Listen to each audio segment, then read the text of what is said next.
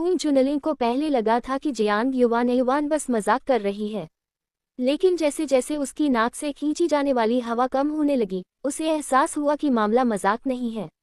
उसने मुंह खोलकर बेतहाशा सांस लेने की कोशिश की, मगर कितनी भी कोशिश कर ले, जियांग युवान की पकड़ ने उसके गले को इस तरह दबोच रखा था कि जरूरी ऑक्सीजन उसके शरीर तक पहुंच ही नहीं पा रही थी। उसने घबराकर बार बार जियांग युवान के हाथ थपथपाए और गले से खरखराती हुई आवाज निकाली। उसकी आंखों में ठंडापन देखकर उसे साफ समझ आ गया, ये लड़की सच में मुझे मारने पर उतारू है।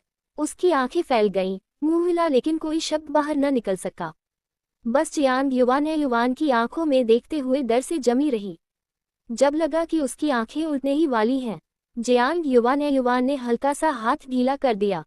ताज़ा हवा छूते ही कून चुनलिंग ने हाँफते हुए सांस अंदर खींची, लेकिन जैसे ही उसने थोड़ी ऑक्सीजन ली, जियांग युवान फिर से हाथ कसने लगी। ये चक्र कई बार दोहराया गया। अब तो कून चुनलिंग सच में डर के मारे कांप गई थी। जब आखिरकार जियांग युवान ने हाथ छोड़ा, तो उसने हड़बड़ाकर कहा, ठीक है, ले लो पैसे, मैं लौटा दूंगी तुम्हें। ये सुनकर जियांग युवान ने भौहें उठाई, हल्की मुस्कान दी और बोली, देखा, अगर पहले ही मान जाती तो इतना कष्ट नहीं सहना पड़ता। फिर उसने हाथ छोड़ दिए और ऐसे ताली बजाई जैसे कोई खेल जीत लिया हो। तुम्हारा साइज तो बड़ा है, कून चुनलिंग ने मन ही मन गाली दी और आंखें घुमा ली। इस बार वो पूरी तरह ढीली पड़ चुकी थी। दीवार के सहारे फिसलकर जमीन पर बैठ गई और लालच की तरह हवा खींचने लगी। उसने आंख के कोने से देखा, जियांग युवान कुर्सी पर बैठी थी। मौका देखते ही उसने उठकर दरवाजे की तरफ भागना चाहा, मगर दरवाजा तो जियांग युवान ने पहले ही बंद कर दिया था। धीरे धीरे खड़ी होकर वो फिर से उसके पीछे आ गई। कून चुनलिंग का पूरा शरीर सुन्न पड़ गया, सिर की खाल तक सुन्न हो गई और रोंगटे खड़े हो गए। वो घबराकर दरवाजे पर जोर जोर से पीटने लगी और पागलों की तरह चिल्लाई, बचाओ, कोई है, ये लड़की पागल हो गई है, वू युएजिन, बचाओ मुझे। बिस्तर पर बैठा छोटा कीची अपनी माँ को ऐसे चिल्लाते देखकर हंसी से ताली बजाने लगा। उसे लगा माँ कोई खेल खेल रही है। जियांग युवान ने उसके कंधे पर हाथ रखा और मुस्कुराते हुए बोली, आंटी, भागने की जरूरत नहीं, पैसे दे दो। कून चुनलिंग ने कांपते हुए कंधे सिकोड़ लिए, उसकी आंखों में सिर्फ डर ही डर था। ये लड़की बिल्कुल बदल गई है। पहले तो भोली भाली लगती थी, पर आज जैसे कोई और ही इंसान बन गई हो। वो पैसे वापस नहीं करना चाहती थी, लेकिन साथ ही डर भी था कि अगर पैसे न दिए तो आज वाकई जियांग युवान उसकी जान ले लेगी।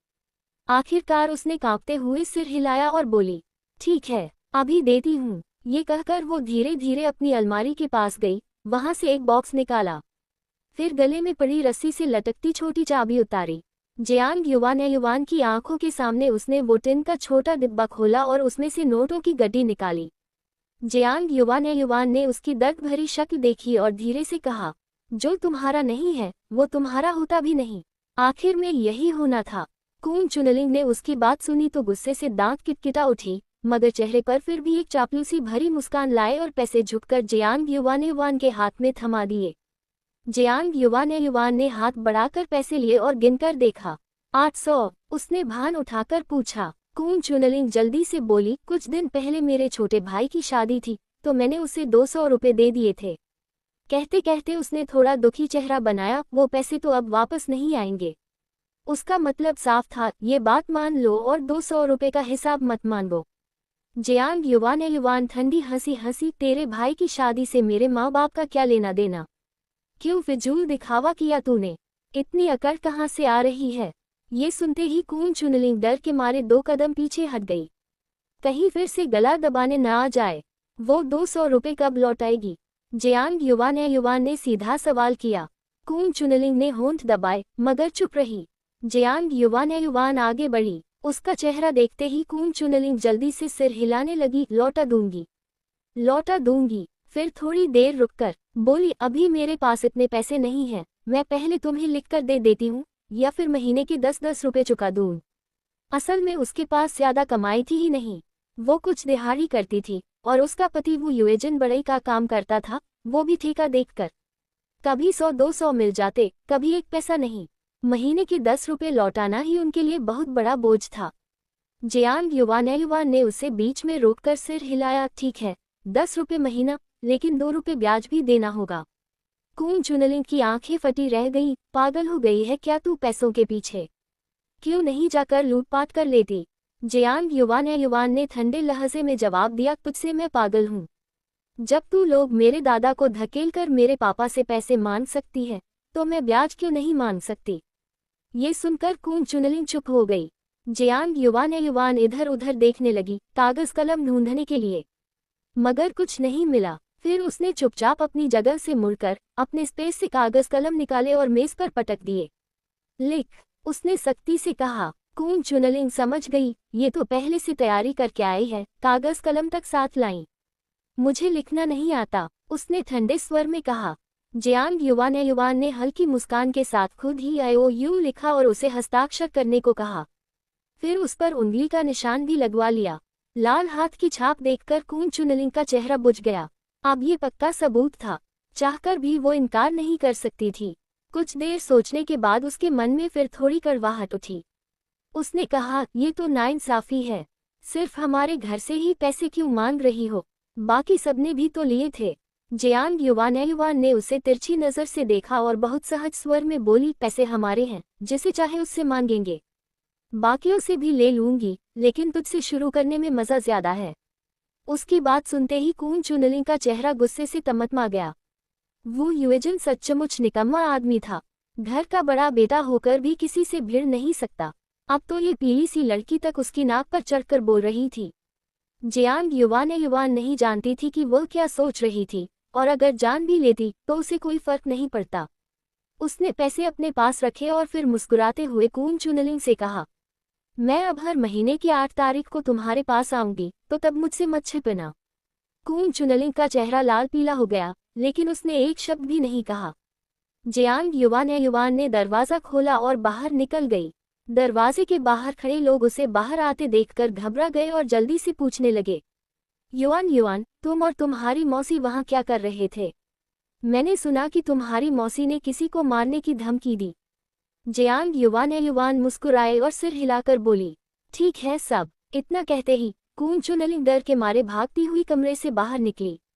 उसने जियांग युवान की ओर उंगली उठाए और तेज आवाज में चिल्लाई, तुम छोटे बदमाश, मुझे सच में समझ नहीं आता कि तुम्हारे माता पिता ने तुम्हें कैसे पाला। ऐसे अशिक्षित बच्चे को तुम कैसे बना लिए? मुझे सच में तुम्हारे माता पिता पर शर्म आती है। जियांग युवान उसे शांति से देख रही थी। कून चुनलिंग और घबरा गई और अपने आप को वो यूजिन के पीछे छुपा लिया। सबको नहीं पता था कि असल में क्या हुआ, लेकिन कून चुनलिंग के गुस्से में कूदते पैरों और उसकी चिल्लाहट को देखकर उन्हें अंदाजा हो गया कि जियांग युवान ने उसके साथ कुछ किया है। तुम्हें शर्म नहीं आती? मैं तो सीधा साधा हूँ और अपने काम में ईमानदार, इसमें शर्म की क्या बात है? जियांग युवान ने ठंडे स्वर में कहा। वो यूजिन ने भौहें चढ़ाई और जियांग युवान को डांटते हुए कहा, युवान, तुमने अपनी मौसी के साथ क्या किया? जियांग युवान इस अंकल को पहले ही पसंद नहीं करती थी, इसलिए उसने उसे अनदेखा किया और वू स्यूमेई से कहा, माँ, मेरी मौसी ने हमारे पैसे का कुछ हिस्सा वापस कर दिया है और उसने कहा कि हर महीने ब्याज सहित धीरे धीरे चुका दिया जाएगा। यह एक IOU है। इतना कहते ही उसने वह IOU वू स्यूमेई के हाथ में थमा दिया, जो कून चुनलिंग ने अभी लिखा था। वू स्यूमेई थोड़ी हैरान थी, पैसा कून चुनलिंग के हाथ में होने के बावजूद वापस आएगा। वह बहुत पढ़ी लिखी नहीं थी, लेकिन IOU पढ़ सकती थी। वान झिक्सिन भी सिर झुकाकर देखने लगी। जब उसने देखा कि साफ लिखा है कि जो पैसा उधार लिया गया है वह हर महीने चुकाया जाएगा और 2 युआन का ब्याज भी जोड़ा जाएगा, वू स्यूमेई ने जियांग युवान की ओर देखा। कून चुनलिंग अब और सहन नहीं कर पाए, वह जोर जोर से रो पड़ी। वाह! रोते हुए उसने सबको बताया कि जियांग युवान ने उसके साथ क्या किया। देखो, मेरा गला अभी भी दुख रहा है। इतना कहते हुए उसने वू स्यूमेई की ओर मृत मछली जैसी आंखों से देखा और गुस्से में बोली, वू स्यूमेई, तुम्हारी बेटी को सजा मिलनी चाहिए। अब ये किस हद तक जाएगी? अगर तुम उसे नहीं रोकोगी तो भविष्य में वह कानून से ऊपर हो जाएगी, पुलिस स्टेशन तक पहुंच जाएगी और हाँ, तब तुम्हें रोना पड़ेगा। वू स्यूमेई भी थोड़ी हैरान थी। आखिरकार वह अपनी बेटी के बारे में थोड़ी बहुत जानकारी रखती थी और इस तरह का व्यवहार उसकी बेटी से उम्मीद के बाहर था। लेकिन बाहर वालों के सामने उसने फिर भी अपनी बेटी के पक्ष में खड़ा होना तय किया। ये तुम्हारा काम नहीं है कि मेरी बेटी के बारे में बताओ। अपना ख्याल रखो। कून चुनलिंग की भी 2 बेटियां थीं और दोनों इतनी बेफिक्र नहीं थीं। उसकी बड़ी बेटी जियांग युवान से 1 साल बड़ी थी। पिछले 2 सालों में प्यार में पड़ जाना, एक हैंडसम लड़के के साथ और उसके साथ बिना नाम या पहचान के काम करने दक्षिण चला जाना। दूसरी बेटी सिर्फ 14 साल की थी। वो वही तरह की लड़की थी जो दिन भर घर से बाहर रहती और खुद पर काबू नहीं रख पाती। जियांग युवान के सामने उसकी बेटी बिल्कुल भी टिक नहीं पाती थी। जब कून चुनलिंग ने सू वू शियुमेई को अपनी बेटी के बारे में कहते सुना तो उसे तुरंत गुस्सा आ गया। यही उसका कमजोर बिंदु था। जब भी वह घर के बाहर किसी से बहस करती और बात उसकी 2 बेटियों तक जाती, वह खुद हार जाती। उसने निगाहें वू युएजिन की तरफ घुमाई। उम्मीद थी कि वू युएजिन उसके लिए कुछ बोले, लेकिन वू युएजिन कुछ नहीं जानता था कि क्या करे। आखिरकार उसकी बहन कभी उसकी नहीं सुनती। ये देख कून चुनलिंग ने अपनी नजरें वू शुएई की तरफ मोड़ी, जो अभी भी आंगन में बैठा हुआ था और हिल नहीं सकता था। वू शुएई की नितंब अभी भी दुख रही थी। वह खड़ा भी नहीं हो पा रहा था, इसलिए बस जियांग युवान की तरफ उंगली उठाकर गुस्से में गालियां देने लगा। जियांग युवान ने उस पर ध्यान नहीं दिया। अब वह सिर्फ एक बूढ़ा आदमी था जो हिल भी नहीं सकता था और उसकी कोई खतरा देने की ताकत नहीं बची थी। दादी फिर से सुलह करवाने के लिए तैयार हो रही थी, लेकिन जैसे ही उसने कून चुनलिंग का नाम लिया, सामने वाले ने तुरंत मुड़कर कमरे में चले जाना ही सही समझा, बिना दादी को बोलने का मौका दिए। दादी का चेहरा शर्मिंदगी से भर गया। सू वू शियुमेई ने दादी का हाथ पकड़ा और हल्के से थपथपाया और कुछ मीठे शब्द कहकर उसे सांत्वना दी। एक पारिवारिक झगड़ा बस यूं ही खत्म। सभी लोग चले गए। अब कोई जियांग युवान से कोई हिसाब नहीं मांगेगा। बस इतना है कि अब कोई उनका इंतजार नहीं करेगा, खासकर वू शुएई। वो अब भी चिल्ला रहा था और गालियां दे रहा था, जब तक उसका अंकल उसे कमरे में नहीं ले गया, और उसकी चीखें अभी भी सुनाई दे रही थी। दादी ने धीरे से आह भरी और वू शियुमेई और बाकी को रसोई में खींच लिया। आज तुम बिना बताए आए हो। मैंने अभी तक कुछ तैयार नहीं किया। मैं बाद में सब्जी मंडी जाऊंगी और तुम्हारे लिए खाना बनाऊंगी, दादी ने धीरे कहा। सू वू शियुमेई ने जल्दी से सिर हिलाया और बोली, माँ, हमारे साथ चलिए। अब आपकी जिंदगी को देखिए। उनके स्वभाव को केवल आप ही सह सकती हैं। दादी ने सिर हिलाया और हल्की मुस्कान के साथ कहा, इतने साल से चुकी हूँ, अब और क्या सहना बाकी है। इतना कहते हुए वो मुस्कुराए और फिर जियांग युवान की तरफ देखकर बोली, तुम छोटी सी लड़की, बस 1 महीने में आए हो और अपनी चाची का ख्याल रख रही हो। जियांग युवान ने कुछ नहीं कहा। योजक चिन्ह, भविष्य में ऐसा नहीं होगा।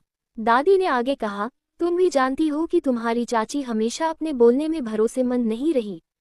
अगर तुम बाहर जाकर बकवास करोगी तो तुम्हारी साख खराब हो जाएगी। आजकल छोटी लड़की की साख सबसे महत्वपूर्ण होती है। अगर बुरा नाम फैल गया तो वह किसी अच्छे घर में ब्याह के लायक नहीं रहेगी। जियांग युवान ने अपने होठों के कोने उठाए। वू शियुमेई के शरीर से झुककर हल्की आवाज में दादी से कहा, नाम शोहरत मेरे लिए कोई मायने नहीं रखती। जब ताकत है तो साथ कोई चीज नहीं। तुम बच्ची, क्या बकवास कर रही हो, दादी ने उसे डांटा। फिर वो वू शियुमेई की तरफ मुस्कुराए और हल्की प्यारी आवाज में बोली, मुझे लगता है कि चुनलिंग सही कहती है, इस लड़की का ख्याल रखना चाहिए। लेकिन जो दादी ने कहा उसका मतलब कून चुनलिंग जैसा बिल्कुल भी नहीं था। सिर्फ तब जब दादी उनके साथ रहती थी तब वह इतना आराम से हंसकर मजाक कर सकती थी। जियांग युवान ने मौके का फायदा उठाया और दादी के पास बैठ गई और हल्की चंचल आवाज में बोली, दादी, क्या आप हमारे यहाँ आ सकती हैं? दादी, क्या आप हमारे साथ शहर में रहने चलेंगी? जियांग युवान ने शरारती अंदाज में दादी से कहा। दादी ने उनकी बात सुनी, लेकिन बिना सोचे समझे मना कर दिया। मैं तो बूढ़ी हटी हूँ, अब तुम्हारे साथ क्यों रहूं? ऊपर से मैंने अपना ज्यादातर जीवन यही बिताया है, इसलिए यही रहना ही ठीक है। शहर में रहोगी तो कहीं भी आदत नहीं लगेगी, चाहे जियांग युवान और वू शियुमेई कितना भी मनाने की कोशिश करे, दादी नहीं मानी। ठीक है, मुझे पता है कि तुम दोनों अपने माता पिता की इज्जत करती हो, लेकिन शहर में मुझे क्या करूंगी? जब तुम लोग काम पर जाओगे और स्कूल जाओगी तो मैं घर में अकेली क्या करूंगी? अब वह किकी के साथ घर में है, दिन में उनसे बात करने को भी कोई है। पीछे के बगीचे में उनका छोटा सा खेत भी है जहां वह सब्जियां उगा सकती हैं। वह अकेली नहीं है, भले ही कुछ भी हो, वहां वू शियुमेई है जिससे वह बात कर सकती है। लेकिन अगर शहर आ गई तो वहां कोई जमीन नहीं, कोई परिचित नहीं। क्या वह रोज घर में बैठकर खाली बैठी रहेंगी? वो शिवमयी हंस पड़ी और बोली, आप गलत सोच रही हैं। हमारे मोहल्ले में तो कई दादी माँ हैं, उनसे क्यों नहीं मिलती? अब वो सब रिटायर हैं, बस दिन भर इधर उधर घूमती हैं। वहाँ खेलना घर में बैठने से अच्छा नहीं है। मोहल्ले की दादियाँ तो खुशी खुशी समय बिताती हैं। वे रिटायर हैं, बच्चों की देखभाल की जल्दी नहीं, तो वो आराम से अपने समय का आनंद ले सकती हैं। जियांग युवान भी मनाने लगी। वेन झिक्सिन, जो अब तक चुप थी, उन्होंने भी दादी को मनाने की कोशिश की। लेकिन दादी मुस्कुराते हुए सिर हिलाकर बोली, तुमने ही कहा कि वो सब रिटायर हैं, तो मैं उनके साथ क्या कहूँगी? जब वो शिवमयी कुछ कहने लगी तो दादी ने हाथ उठाकर उन्हें रोक दिया। ठीक है, ये मामला यहीं खत्म। अब इसे दोबारा मत उठाना। अगर मुझे याद आए तो अक्सर आ जाओ। जियांग युवान और वो शिवमयी एक दूसरे की तरफ देखती हैं। उनके चेहरे पर हल्की सी नाकामी की झलक थी। अप्रत्याशित रूप से दादी इतनी जिद्दी थीं। ठीक है, अब चलो बाजार चलते हैं, दादी मुस्कुराते हुए बोली। कहते हुए उन्होंने दूसरी तरफ से सब्जियों की टोकरी उठाई। वो शिवमयी को पकड़कर बाहर चली गईं। युवान भी हमारे साथ चलेगी? दादी ने पूछा। जियांग युवान ने हल्का सिर हिलाया, जिससे पता चला कि वह घर पर रहेगी। दोनों ने उसे जबरदस्ती नहीं किया। जब वे बाहर गए तो जियांग युवान घर से निकल पड़ी। वेन झिक्सिन ने जोर से पूछा, युवान, तुम कहाँ जा रही हो? जियांग युवान कुछ नहीं बोली, सिर्फ इतना कहा कि उसे बाहर कुछ काम है। वेन झिक्सिन जानती थी कि वह बचपन में यहाँ रहती थी और जगह से परिचित है, इसलिए उन्होंने और सवाल नहीं किया। बस इतना कहा कि ध्यान रखना और जल्दी घर आ जाना। जियांग युवान ने धीरे से सिर हिलाया, जिससे पता चला कि वह समझ गई। दादी के घर से निकलकर वह सीधे शहर के पूर्वी छोर पर अपने दूसरे चाचा के घर पहुंच गई। दादी का घर झितो में है और झितो से डोंग तो सिर्फ 3 मील की दूरी पर है, इसलिए ये लंबा रास्ता नहीं था। थोड़ी ही देर में वह दूसरे चाचा के घर के दरवाजे पर पहुंच गई। दरवाजे पर 2 छोटी छोटी लड़कियां, जिनके बाल क्रॉसोबन में बंधे थे, खेल रही थीं। जियांग युवान मुस्कुराते हुए उनकी तरफ बढ़ी और बोली, शाओमेई, शाओली, तुम लोग यहाँ खेल रही हो। शाओमेई और शाओली जुड़वा बहनें थीं, परिवार नियोजन के साल में जन्मी। दूसरे चाचा हमेशा बेटे की चाह रखते थे। उनके पास पहले ही एक बेटी थी और 2 और बेटियां होने के बाद उन्होंने फिर से बेटे की उम्मीद छोड़ दी थी। इसलिए ये दोनों बहनें उनके घर में हमेशा परेशान रहती थीं। कभी कभी तो चाचा इतना गुस्से में आ जाते कि वे सोचते थे कि इन दोनों को किसे दें। खुशकिस्मती से दादी और वो शुई की जिद के कारण जुड़वा बहनों को किसी को नहीं दिया गया। इन दोनों की दुबली और गंदी हालत देखकर ही पता चल जाता था कि घर में उनके साथ कितना बुरा व्यवहार होता है। जैसे ही लड़कियों ने जियांग युवान की आवाज़ सुनी, वे ऊपर देखने लगी। शाओली की नाक से सर्दी के कारण बलगम बाहर आने ही वाला था। युवान दीदी, उनकी मासूम आवाज़ ने जियांग युवान का ध्यान खींचा। जियांग युवान अपनी रुमाल निकालकर शाओली की नाक साफ की, फिर दोनों के गंदे छोटे छोटे चेहरे 2 बार धीरे से पोंछे। उसके बाद उसने पूछा, तुम्हारी माँ कहाँ है? दूसरी चाची काम पर नहीं जाती, इसलिए इस समय घर पर होनी चाहिए थी। शाओमेई ने सिर हिलाया और कहा, मुझे नहीं पता। अपनी बहन को सिर हिलाते देख शाओली ने भी धीरे से कहा कि उन्हें नहीं पता। जियांग युवान की भौहें तनी। इन दोनों को देखकर ही पता चल गया कि दूसरी चाची घर पर नहीं है। क्या दूसरी चाची का दिल इतना बड़ा है कि बस 2 बच्चों को दरवाजे पर छोड़ दे? इस समय कई जगह बच्चों को अगवा करने वाले लोग थे। अगर कोई उन्हें उठा लेता तो? जियांग युवान ने दोनों लड़कियों को देखा, अपनी जेब से कुछ कैंडी निकाली और उनके हाथों में रख दी। दोनों छोटी लड़कियों ने जियांग युवान के हाथ में रखी कैंडी को देखा और उनकी आंखें चमक उठी। लेकिन वे तुरंत हाथ नहीं बढ़ाएं, बस बड़ी बड़ी आंखों से जियांग युवान को निहार रही थी। जियांग युवान झुकी, फिर हाथ आगे बढ़ाकर धीरे से बोली, ये तुम्हारे लिए हैं। लड़कियों ने ये सुनते ही हाथ बढ़ाया और कैंडी ले ली। धन्यवाद दीदी, शाओमेई ने पहले धन्यवाद कहा। शाओली ने उसके बाद अपनी मासूम आवाज में कहा। जियांग युवान ने उनके सिर पर 2 बार हाथ फेरते हुए आंगन की तरफ देखा। सोचते हुए वो अंदर जाकर देखने लगी। दूसरी चाची। जियांग युवान ने 2 बार आवाज लगाई, लेकिन कोई जवाब नहीं आया। जियांग युवान को देखकर लगा कि यहाँ कोई नहीं है। जैसा कि उसने सोचा था, वह खाली हाथ लौटने ही वाली थी, लेकिन दरवाजे पर खड़ी दो लड़कियों को देखकर उसे लगा कि यह सुरक्षित नहीं है। उसने कहा, तुम दोनों जल्दी से आंगन में जाओ और दरवाजा बंद कर दो, ठीक है। शायद जियांग युवान ने कैंडी दी थी, इसलिए दोनों ने तुरंत हामी भर दी। ठीक है। जब दोनों अंदर गईं, जियांग युवान ने दरवाजा बंद किया।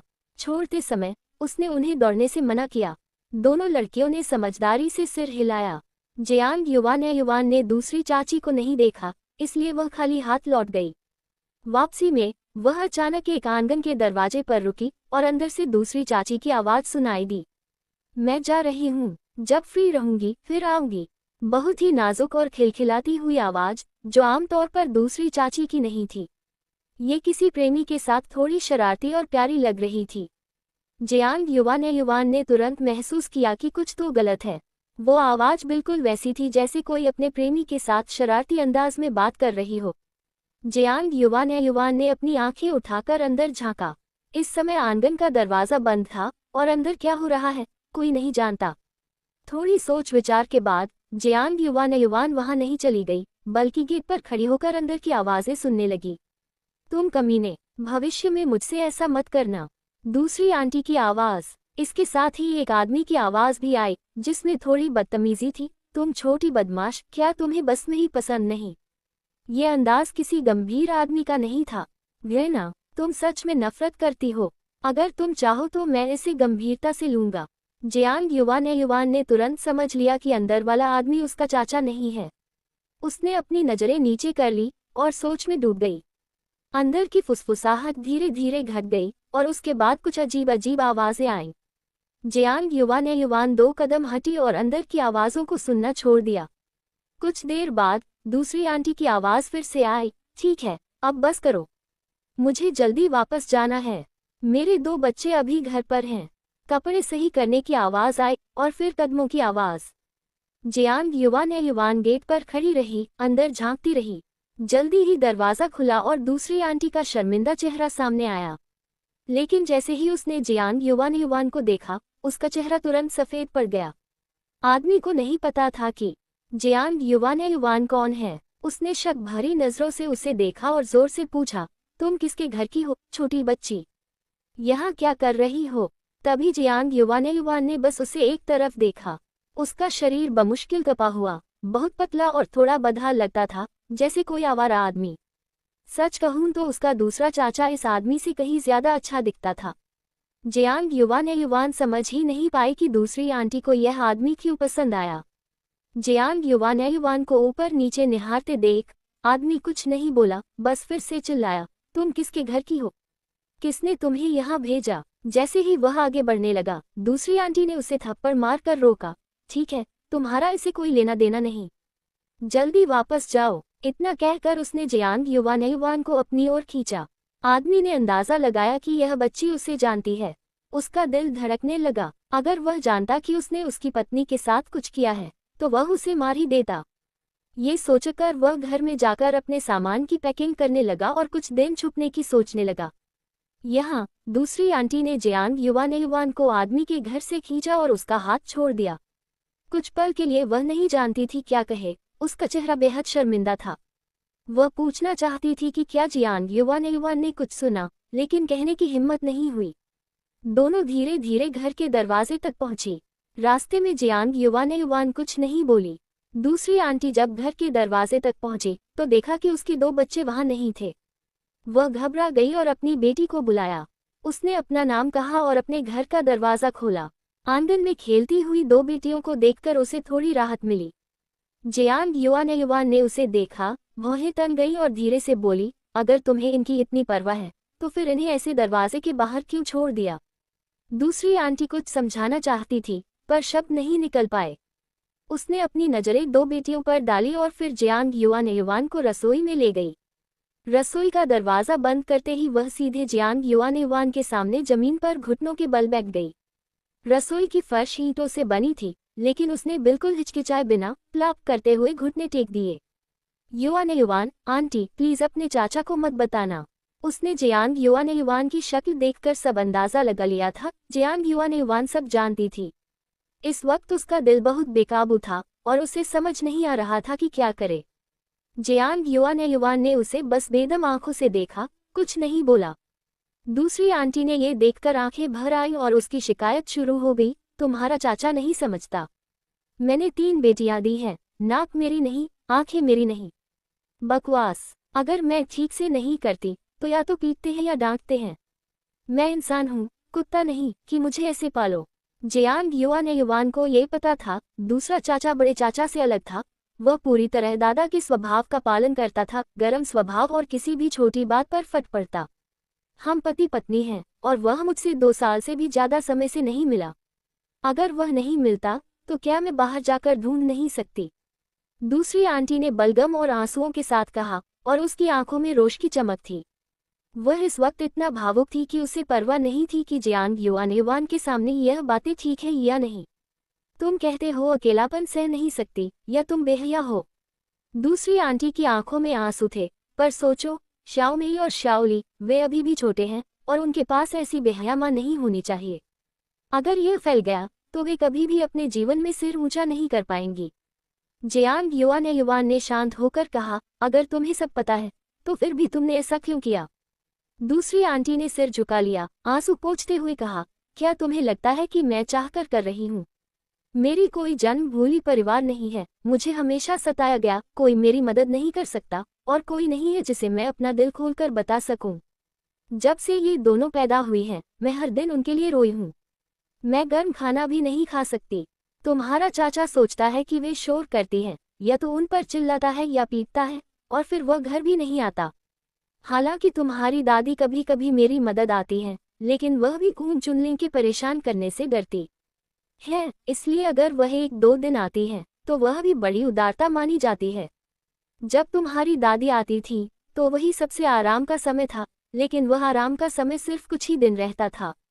इतनी सारी बातें थीं, इतनी सारी तकलीफें थीं, जिन्हें वह एक बार में नहीं कह सकती थी।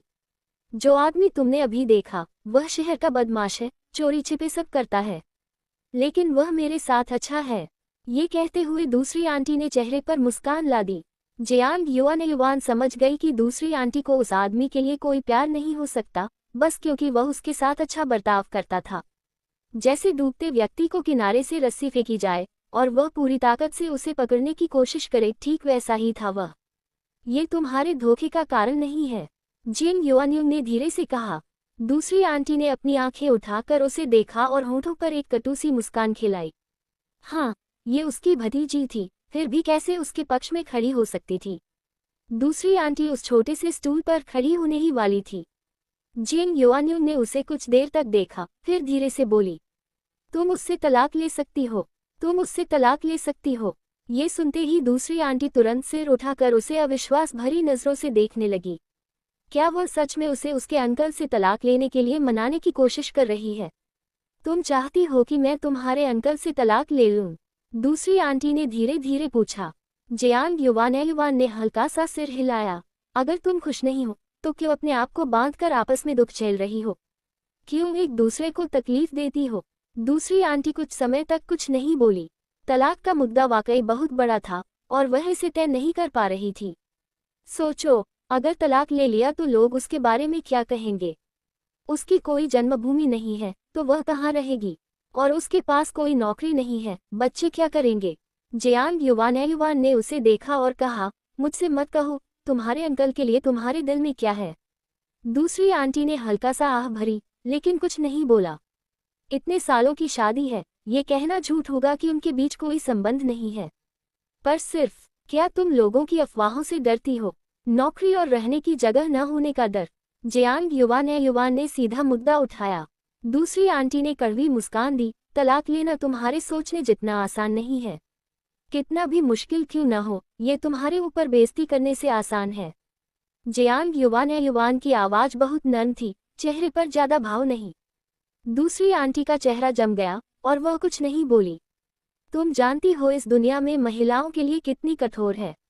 मेरे अंकल चाहे कितने भी बुरे क्यों न हो, दुनिया उन्हें दोष नहीं देगी, सिर्फ इसलिए कि वह परिवार चलाने के लिए पैसा कमाते हैं। वह घर के मुखिया हैं। तुम्हारी समर्पण उनकी आंखों में स्वाभाविक है। दूसरों की नज़र में दूसरी आंटी को नज़रअंदाज किया गया और उनके साथ ठंडी व्यवहार की गई, लेकिन तुम शर्म नहीं करती और बाहर जाकर किसी आदमी के साथ जाती हो। ये तुम्हारी गलती है। तुम्हें अकेलापन और लालच सहना मुश्किल है। दूसरी आंटी ने होंठ कसकर बंद कर लिए, कुछ नहीं बोली, क्योंकि वह जानती थी कि जियांग युवान सही कह रही है। लेकिन अगर तुम तलाक ले लेती हो तो तुम आज़ाद हो। चाहे कोई भी आदमी मिले, तुम आज़ाद हो। जियांग युवान ने फिर धीरे से कहा, तो फिर क्यों एक दूसरे को इतना दुख पहुंचाना? आज के समय में लोग ऐसे हैं, शादी बस नाम के लिए रहती है, एक दूसरे को देखकर घृणा होती है, फिर भी तलाक लेने से डरते हैं। तुम उस आदमी के करीब हो, और अगर तुम ऐसे ही छिपकर मिलती रहो तो कोई ना कोई दिन तुम्हें पकड़ ही लेगा। जब लोग पकड़ लेंगे, क्या तुमने उसके नतीजों के बारे में सोचा है? जियांग युवान ने जारी रखा। दूसरी आंटी ने सहज रूप से सिर हिलाया। एक छोटी लड़की जियांग युवान सच को जानती थी। वो खुद 40 साल की है, तो वह भी अपने दिल में सच जानती है।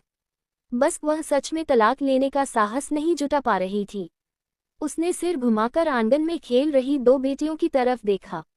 अगर तलाक हुआ तो दूसरी आंटी को डर था कि उनका अंकल इन बच्चों को नहीं चाहेगा, और अगर उसके साथ रही तो या तो हर दिन मारपीट और डांट सुनने को मिलेगी या उन्हें किसी और के पास दे दिया जाएगा। लेकिन वह औरत के तौर पर बिना नौकरी के 2 बच्चों के साथ कैसे जिएगी? जियांग युवान उसकी आंखों में झलकते संघर्ष को देखते हुए कुछ नहीं बोली। बस इतना कहा, मैं आज तुम्हारे पास इस वजह से नहीं आई। और फिर उसने 1000 युआन की बात उठाई। क्या मेरे दादा ने तुम्हें 1000 युआन दिए थे? मैं वो पैसा वापस चाहती हूँ। जियांग युवान को लगा कि दूसरी आंटी जरूर पैसा लौटाएंगी। आखिरकार अब वो उनका सबसे बड़ा राज जान चुकी थी। लेकिन दूसरी आंटी हैरानी में पड़ गई और बोली, कौन सा 1000 युआन? मुझे तो इसके बारे में कुछ पता ही नहीं। दूसरी आंटी के चेहरे पर उलझन और आंखों में हैरानी देखकर जियांग युवान समझ गई कि उन्हें सच में कोई जानकारी नहीं थी। असल में ऐसा लगता था कि दूसरा अंकल दादा से पैसा लेकर आए थे, लेकिन कभी घर नहीं लाए, इसलिए दूसरी आंटी को इसके बारे में कुछ पता ही नहीं था। इस पर दूसरी आंटी भी हड़बड़ाई, दांत पीसते हुए बोली, ये आदमी कैसा है? हर महीने 20 युआन फेंक देता है, घर के बाकी मामलों में कोई दखल नहीं, और पिता ने उसे इतना पैसा दिया, उसे मुझसे कुछ कहने की जरूरत तक नहीं समझी। बताओ, क्या ऐसे आदमी की खातिर मैं अपनी सारी फिक्र और मेहनत बर्बाद करूं? जियांग युवान ने धीरे से कहा, अब तुम्हें यही सोचना चाहिए कि वह आदमी तुम्हारे संरक्षण के लायक है या नहीं। अब तुम्हें जो सबसे जरूरी सोचना है वो है तुम्हारा भविष्य। दूसरी आंटी थोड़ी देर के लिए चुप रही। ठीक है, मैं अब चलती हूँ। इतना कहकर जियांग युवान उठी और चली गई। जाने से पहले उसने अपनी 2 छोटी बहनों को अलविदा कहा। 2 प्यारी सी बच्चियों की मासूमियत देखकर जियांग युवान ने अपने दिल में धीरे से एक आह भरी। दूसरे अंकल के घर से निकलते ही उसने देखा कि उसके पास अभी समय है, इसलिए वह सीधे उस भट्टी के घर चली गई जहां दूसरा अंकल काम करता था। भट्टी शहर के सबसे दूर हिस्से में थी, इसलिए वहां पहुंचने में थोड़ी देर लगी। जियांग युवान ने अपने कदमों की रफ्तार बढ़ाई और 10 मिनट से भी कम समय में भट्टी तक पहुंच गई। द्वार पर एक चौकीदार खड़ा था। उसने जियांग युवान को देखते ही पास की रिसेप्शन रूम से सिर बाहर निकालकर पूछा, किसे देखने आए हो? मास्टर, मैं वो वेगुओं को देखने आई हूँ, जियांग युवान ने मुस्कुराते हुए कहा। चौकीदार ने अपनी चश्मे वाली आंखों से नोटबुक निकाली और खिड़की से पास किया। यहाँ रजिस्टर करो, नाम, रिश्ता और वजह साफ साफ लिखो। जियांग युवान ने नोटबुक ली और जल्दी से जानकारी लिख दी। जानकारी देने के बाद चौकीदार ने दरवाज़ा खोल दिया। जियांग युवान यहाँ पहले कभी नहीं आई थी, इसलिए उसे नहीं पता था कि दूसरा अंकल कहाँ है। खुशकिस्मती से भट्टी बहुत बड़ी नहीं थी। उसने 2 लोगों से रास्ता पूछा और जल्दी ही दूसरे अंकल का स्थान पता चल गया। तुम वो वेगुओं को ढूंढ रही हो? वह आज काम पर नहीं आए हैं, अभी वह डॉर्मिटरी में हैं। एक मजबूत आदमी ने हाथ बढ़ाकर डॉर्मिटरी की दिशा दिखाई और जियांग युवान को बताया। जियांग युवान ने डॉर्मिटरी का रास्ता पूछा, धन्यवाद कहा और डॉर्मिटरी की ओर चल पड़ी। सुनसान डॉर्मिटरी की दरवाज़ा पूरी तरह बंद थी और पर्दे भी खींचे हुए थे। जियांग युवान ने चिंता से भौहें चढ़ाईं। इस गर्म दिन में भी दरवाजे और खिड़कियां इतनी कड़ी बंद क्यों हैं? उसने दरवाज़ा खटखटाया, लेकिन अंदर से कोई आवाज़ नहीं आई। क्या दूसरा अंकल अभी यहाँ नहीं है? फिर उसने 2 बार और खटखटाया, लेकिन जब कोई जवाब नहीं मिला, जियांग युवान वापस जाने ही वाली थी। तभी पीछे से डॉर्मिटरी का दरवाज़ा अंदर से खुला और सामने आया दूसरा अंकल का अंधेरा चेहरा। जियांग युवान जैसे ही निकलने वाली थी, पीछे से अचानक डॉम का दरवाजा खुलने की आवाज आई। उसने मुड़कर देखा, दरवाजे पर उसका दूसरा चाचा खड़ा था। इस वक्त उसका चेहरा काला पड़ा हुआ था, ऊपर से नंगे बदन, नीचे बस एक ढीली सी पैंट पहनी हुई, पैरों में पुराने कपड़े के जूते और पूरा बदन पसीने से भीगा हुआ। कौन है? उसकी आवाज गुस्से और चिड़चिड़ाहट से भरी हुई थी, लेकिन जैसे ही उसने युवान को देखा, उसकी आवाज वहीं रुक गई। उसे उम्मीद ही नहीं थी कि सामने वही होगी। कुछ सेकंड तक वो घूरता रहा, फिर शक से पूछा, युवान, तुम यहाँ कैसे? कोई काम था? युवान की नजर बेखबर सी उसके पीछे चली गई। चाचा ने तुरंत उसकी नजर पकड़ ली और जल्दी से दरवाजे के सामने आ खड़ा हुआ, फिर हाथ बढ़ाकर दरवाजा बंद कर दिया ताकि वो अंदर झांक न सके। लेकिन देर हो चुकी थी। युवान साफ देख चुकी थी कि पर्दे के पीछे बिस्तर पर एक और औरत मौजूद थी। पर्दे की परछाई से साफ पता चल रहा था वो एक पतली सी औरत थी। युवान के होठों पर हल्की सी मुस्कान खींच गई। कमाल है, दोनों सच में बने ही एक दूसरे के लिए हैं। चाची का कोई और है और चाचा भी पीछे नहीं है। वो आधी मुस्कान और आधी ताना मारते हुए बोली, अंदर कोई मेहमान है क्या चाचा? उसकी आंखों में छुपा हुआ मतलब साफ झलक रहा था। ये सुनते ही चाचा का चेहरा और बिगड़ गया। गुस्से में गरजते हुए बोला, ये क्या बकवास कर रही हो? अंदर मैं अकेला ही हूँ। युवान ने कंधे उचकाए, जैसे उसे कोई फर्क न पड़ता हो। मुझे उससे मतलब नहीं, मैं तो बस पैसे लेने आई हूँ। चाचा ठिठक गया, कौन से पैसे? युवान ने उसकी आंखों में सीधे देखते हुए कहा, दादाजी ने जो तुम्हें 1000 युआन दिए थे। मेरी माँ ने मेरी पढ़ाई के लिए वो पैसे बचाए थे और तुम लोगों ने मिलकर दादाजी से जबरदस्ती वो पैसे ले लिए। अब मत कहना कि तुम्हें याद नहीं। उसकी बात सुनते ही चाचा का चेहरा झट से असहज हो गया, जैसे गले में हड्डी अटक गई हो, न निगल पा रहा था न उगल। युवान के होठों पर ठंडी हंसी आई।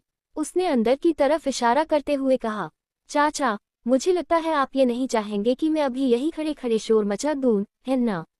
चाचा की भौहें तनी। उसने ऊपर नीचे उसे देखा, जैसे सोच रहा हो ये वही चुप रहने वाली लड़की है। कब इतनी बेबाक हो गई? उसने झुंझलाते हुए कहा, क्या मतलब है तुम्हारा? युवान ने हाथ आगे बढ़ा दिया। उसकी हथेली बिल्कुल उसके सामने थी। मतलब साफ है, अगर तमाशा नहीं चाहते तो पैसे वापस दीजिए। चाचा अब भी चुप रहा। ये देखकर युवान ने जरा ऊंची आवाज में कहना शुरू किया, सुनो सब लोग, जरा यहाँ आओ। तो उसका वाक्य पूरा होता उससे पहले ही चाचा ने घबराकर उसका मुंह दबा लिया और उसे जबरदस्ती खींचकर कमरे के अंदर ले गया। लेकिन युवान को बिल्कुल डर नहीं लगा। अंदर कदम रखते ही उसकी नजर उस औरत पर गई जो जल्दी जल्दी कपड़े पहन चुकी थी। वो औरत सच में बेहद बनावटी औरत लग रही थी। दूसरी आंटी से तुलना करो तो सच में वो औरत थोड़ी सुंदर थी। दूसरे अंकल का चेहरा गुस्से से सफेद पड़ गया। उसने जियांग युवान से कहा, तुझे तेरे माँ बाप ने भेजा है क्या? जियांग युवान कुछ नहीं बोली, बस हाथ बढ़ा दिया। दूसरे अंकल को समझ ही नहीं आया कि उसका मतलब क्या है। उसने एक झलक उस औरत को देखा, फिर कहा, पैसे तो मैं खर्च कर चुका हूँ। अगर तेरे माँ बाप को पैसे चाहिए तो आकर खुद मुझसे निपटे। एक लड़की होकर तेरा यहाँ आना क्या मतलब है? जियांग युवान फिर भी चुप रही, बस उसे तिरछी नजर से देखकर हल्की सी हंसी दबाई। दूसरे अंकल को डर था कि कहीं वो सच में तमाशा न कर दे, तो जल्दी से बोला, मेरे पास अभी बस 500 हैं, लेगी तो ले वरना छोड़ दे। सच तो ये था कि उस पैसे का 1 रुपया भी निकालने का उसका मन नहीं था। जियांग युवान ने भान उठाए और बगल खड़ी औरत को देखते हुए बोली, मुझे नहीं लगता ये आंटी चाहेंगी कि उनकी करतूत सब जगह फैले, है न? वो औरत, जिसकी उम्र 30 के आसपास होगी, तुरंत चिढ़ गई। 30 साल की उम्र में ये लड़की उसे आंटी कह रही थी। लेकिन जल्दी ही उसे होश आया। डर था कि जियांग युवान सच में सबको बता देगी। वो गुस्से में झपट पड़ी और उसका गला पकड़ लिया। अगर तूने मुंह खोला न तो यही दम घोंट दूंगी। जियांग युवान ने जल्दीबाजी में खुद को छुड़ाने की कोशिश नहीं की, बल्कि दूसरे अंकल की तरफ देखकर मुस्कुराए। अंकल की आंखों में हल्की सी झिझक आई, लेकिन उसने कोई हरकत नहीं की। औरत बेरहमी से उसका गला दबाए रही। जियांग युवान के होठों पर तंज भरी मुस्कान आई। उसने झटके से औरत का हाथ हटाया और पलटकर उसका गला दबोच लिया। औरत का चेहरा तुरंत पीला पड़ गया, उसकी सांसें अटकने लगी। ये देख दूसरे अंकल घबराकर आगे बढ़े उसे छुड़ाने, लेकिन उन्होंने जियांग युवान की ताकत को कम आंका था। पूरी कोशिश के बाद भी उसका हाथ नहीं छुड़ा पाए। जियांग युवान ने धीमी आवाज में कहा, मुझे बस अपने पैसे चाहिए, बाकी तेरे चक्कर से मुझे कोई मतलब नहीं। दूसरे अंकल चिल्लाए, मैंने कहा ना, मेरे पास बस 500 हैं। मानो या न मानो, सच यही है। जियांग युवान हल्के से हंसी। अभी अभी मैं बड़े अंकल के घर भी गई थी। उनके पास भी पैसे नहीं थे, तो मैंने उनसे कागज पर लिखवा लिया। हर महीने 10 रुपए, साथ में 2 रुपए ब्याज। वो बात पूरी भी नहीं कर पाई थी कि दूसरे अंकल भड़क उठे। क्या तेरे घर के लोग पागल हो गए हैं पैसे के लिए? 2 रुपए ब्याज, ये तो लूट है। जियांग युवान जोर से हंस दी। अगर इतनी तकलीफ है तो सीधा मेरे पैसे लौटा दो। इस पर दूसरे अंकल चुप हो गए। गला दबोच रही औरत ने लाचार नजरों से दूसरे अंकल की तरफ देखा। उम्मीद थी कि वो उसे बचा लेंगे। अंकल ने मन ही मन बहुत सोचा, फिर आखिरकार सिर हिलाया। ठीक है, रुक, मैं पैसे लाता हूँ। वो पलट कर बिस्तर के पास गया। वहाँ एक कपूर की लकड़ी का संदूक रखा था, जिसमें छोटा सा ताला लगा था। लेकिन जैसे ही जियांग युवान ने देखा कि वो टालमटोल कर रहा है, उसने और जोर से औरत का गला कस दिया। औरत तो बस चीख ही पाए। वो बार बार चिल्ला रही थी कि दूसरा अंकल जल्दी से पैसे निकाल दे। दूसरे अंकल ने पीछे मुड़कर देखा। सामने जियांग युवान बिल्कुल भी नर्म नहीं पड़ी थी। उसके चेहरे की सख्ती देखकर वो अंदर से कांप उठा। उसे डर था कि कहीं सच में वो कोई ऐसा काम न कर दे जिससे उसे चोट पहुंच जाए। जल्दी जल्दी उसने बक्सा खोला और उसमें से नोटों की गड्डी निकाल ली। गड्डी हाथ में लेकर वो जियांग युवान के सामने आया और गुस्से में बोला, जल्दी हाथ छोड़ो। जियांग युवान ने हाथ आगे बढ़ाया, इशारा किया कि पहले पैसे उसे दो। दूसरे अंकल ने उसे घूर कर देखा, लेकिन आखिर में मजबूर होकर नोटों की गड्डी उसके हाथ में थमा दी। उस पल हवा में गुस्से, डर और कड़वाहट का ऐसा मिलाजुला बोझ था कि किसी का भी दिल बैठ जाए। जियांग युवान ने पैसे गिने, एक भी पैसा कम नहीं था। तब जाकर उसने हाथ छोड़ा और हल्की मुस्कान के साथ बोली, वाह सेकंड अंकल, आप तो काफी अमीर निकले। वो औरत हाँफते हुए जल्दी से सेकंड अंकल के पीछे छिप गई। सेकंड अंकल ने ठंडी सांस भरी और बहुत नापसंदगी से बोला, मेरे पास पैसे हैं या नहीं, इससे तेरा क्या लेना देना? पैसे ले और दफा हो जा। अगर बाहर कहीं जुबान चलाई तो मैं तुझे छोड़ूंगा नहीं। युवान ने हल्का सा सिर हिलाया, पैसे जेब में रखे और चेहरे पर वही मुस्कान लाकर बोली, जैसे ही आप हमारा पैसा लौटा देंगे, बाकी बातों से मुझे कोई मतलब नहीं। वो सच में उनके झगड़ों में दखल देने नहीं आई थी। उनकी जिंदगी, उनका झगड़ा, जो करना है करें। पैसे लेकर युवान ने सेकंड अंकल और उस औरत को एक मायने भरी नजर से देखा और मुड़कर निकलने लगी। दरवाजा बंद करने ही वाले थे कि युवान ने पलटकर जोर से कहा, सेकंड अंकल, आप थोड़ा ज्यादा ही बेदर्द हो गए हैं। मत भूलिए, आपके घर में 3 बच्चे और बीवी भी है। शहर में काम करने की तनख्वाह भले ज्यादा न हो, पर कम से कम 60 रुपये तो मिलते ही होंगे। मगर सेकंड अंकल घर पर मुश्किल से 20 रुपये भेजते, बाकी पैसा कहाँ जाता किसी को नहीं पता। शायद इसी औरत पर उड़ाया जाता था। सेकंड अंकल का चेहरा काला पड़ गया। उसने गुस्से में कहा, तुझसे मतलब नहीं है, तू छोटी लड़की है, पढ़ाई पर ध्यान दे, बड़ों की बातों में मत पड़। उसने उसे फिर धमकाया कि बाहर जाकर कुछ मत बोलना। युवान ने उसे एक नज़र देखा और बिना कुछ कहे वहां से चली गई। पीछे से सेकंड अंकल ने उसकी पीठ पर थूकते हुए शिव कहा और जोर से दरवाजा पटक दिया। वो औरत घबरा कर बोली, वो लड़की हमारी बात किसी को बताएगी तो नहीं? अगर बात फैल गई और मेरे मर्द के कानों तक पहुंच गई तो वो हमें मार ही डालेगा। सेकंड अंकल वैसे ही चिड़चिड़े थे। उसकी रोती आवाज सुनकर और बेचैन हो गए। उन्होंने हाथ से उसे झटकते हुए कहा, तू पहले घर जा, अगले कुछ दिन मत आना, कहीं किसी की नजर पड़ गई तो मुसीबत हो जाएगी। औरत के चेहरे पर कसक सी आ गई, जैसे जाना नहीं चाहती हो। उसका चेहरा देख सेकंड अंकल का दिल कुछ पिघला।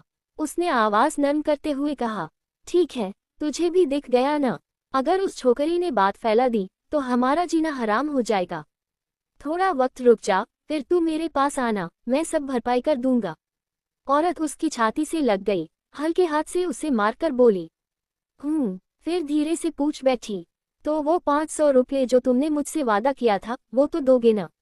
ये सुनते ही सेकंड अंकल का चेहरा तमतमा गया। वो झुंझलाकर बोला, बस पैसे पैसे पैसे, कहाँ से लाऊं मैं 500? जो था सब तो मैंने उस लड़की को बचाने में दे दिया। औरत का चेहरा उतर गया। गुस्सा भी था, मायूसी भी, पर कुछ बोल न सकी। बस सिर झुकाकर चुपचाप मान गई। भट्टी से निकलकर जियांग युवान तेज कदमों से अपनी नानी के घर पहुंच गई। जब वो लौटी तो नानी और वो शिवमेई सब्जियां खरीदकर रसोई में खाना बना रही थी।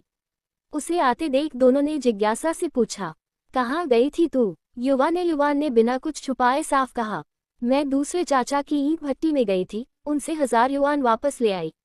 नानी कुछ पल के लिए ठिठक गईं। उन्होंने हैरानी से युवान को घूरते हुए पूछा, उसने सच में तुझे पैसे दे दिए? वो शिवमेई भी दंग रह गई। वो तो अपने दूसरे भाई को सबसे अच्छी तरह जानती थी, उसके हाथ में पैसा आ गया तो बाहर निकलना मुश्किल था। सच में गजब की बात थी। युवान ने भी कुछ छुपाया नहीं, हल्की सी मुस्कान के साथ बोली, और क्या, मैंने उसे रंगे हाथ पकड़ लिया था। वो शिवमेई और नानी ने एक दूसरे की ओर देखा। दोनों की आंखों में शक और हैरानी की झलक साफ थी। कौन सा राज, क्या वजह? वो शिवमेई ने जल्दी से पूछा। युवान ने उन्हें वो सब बता दिया जो अभी अभी उसने चाचा के क्वार्टर में देखा था।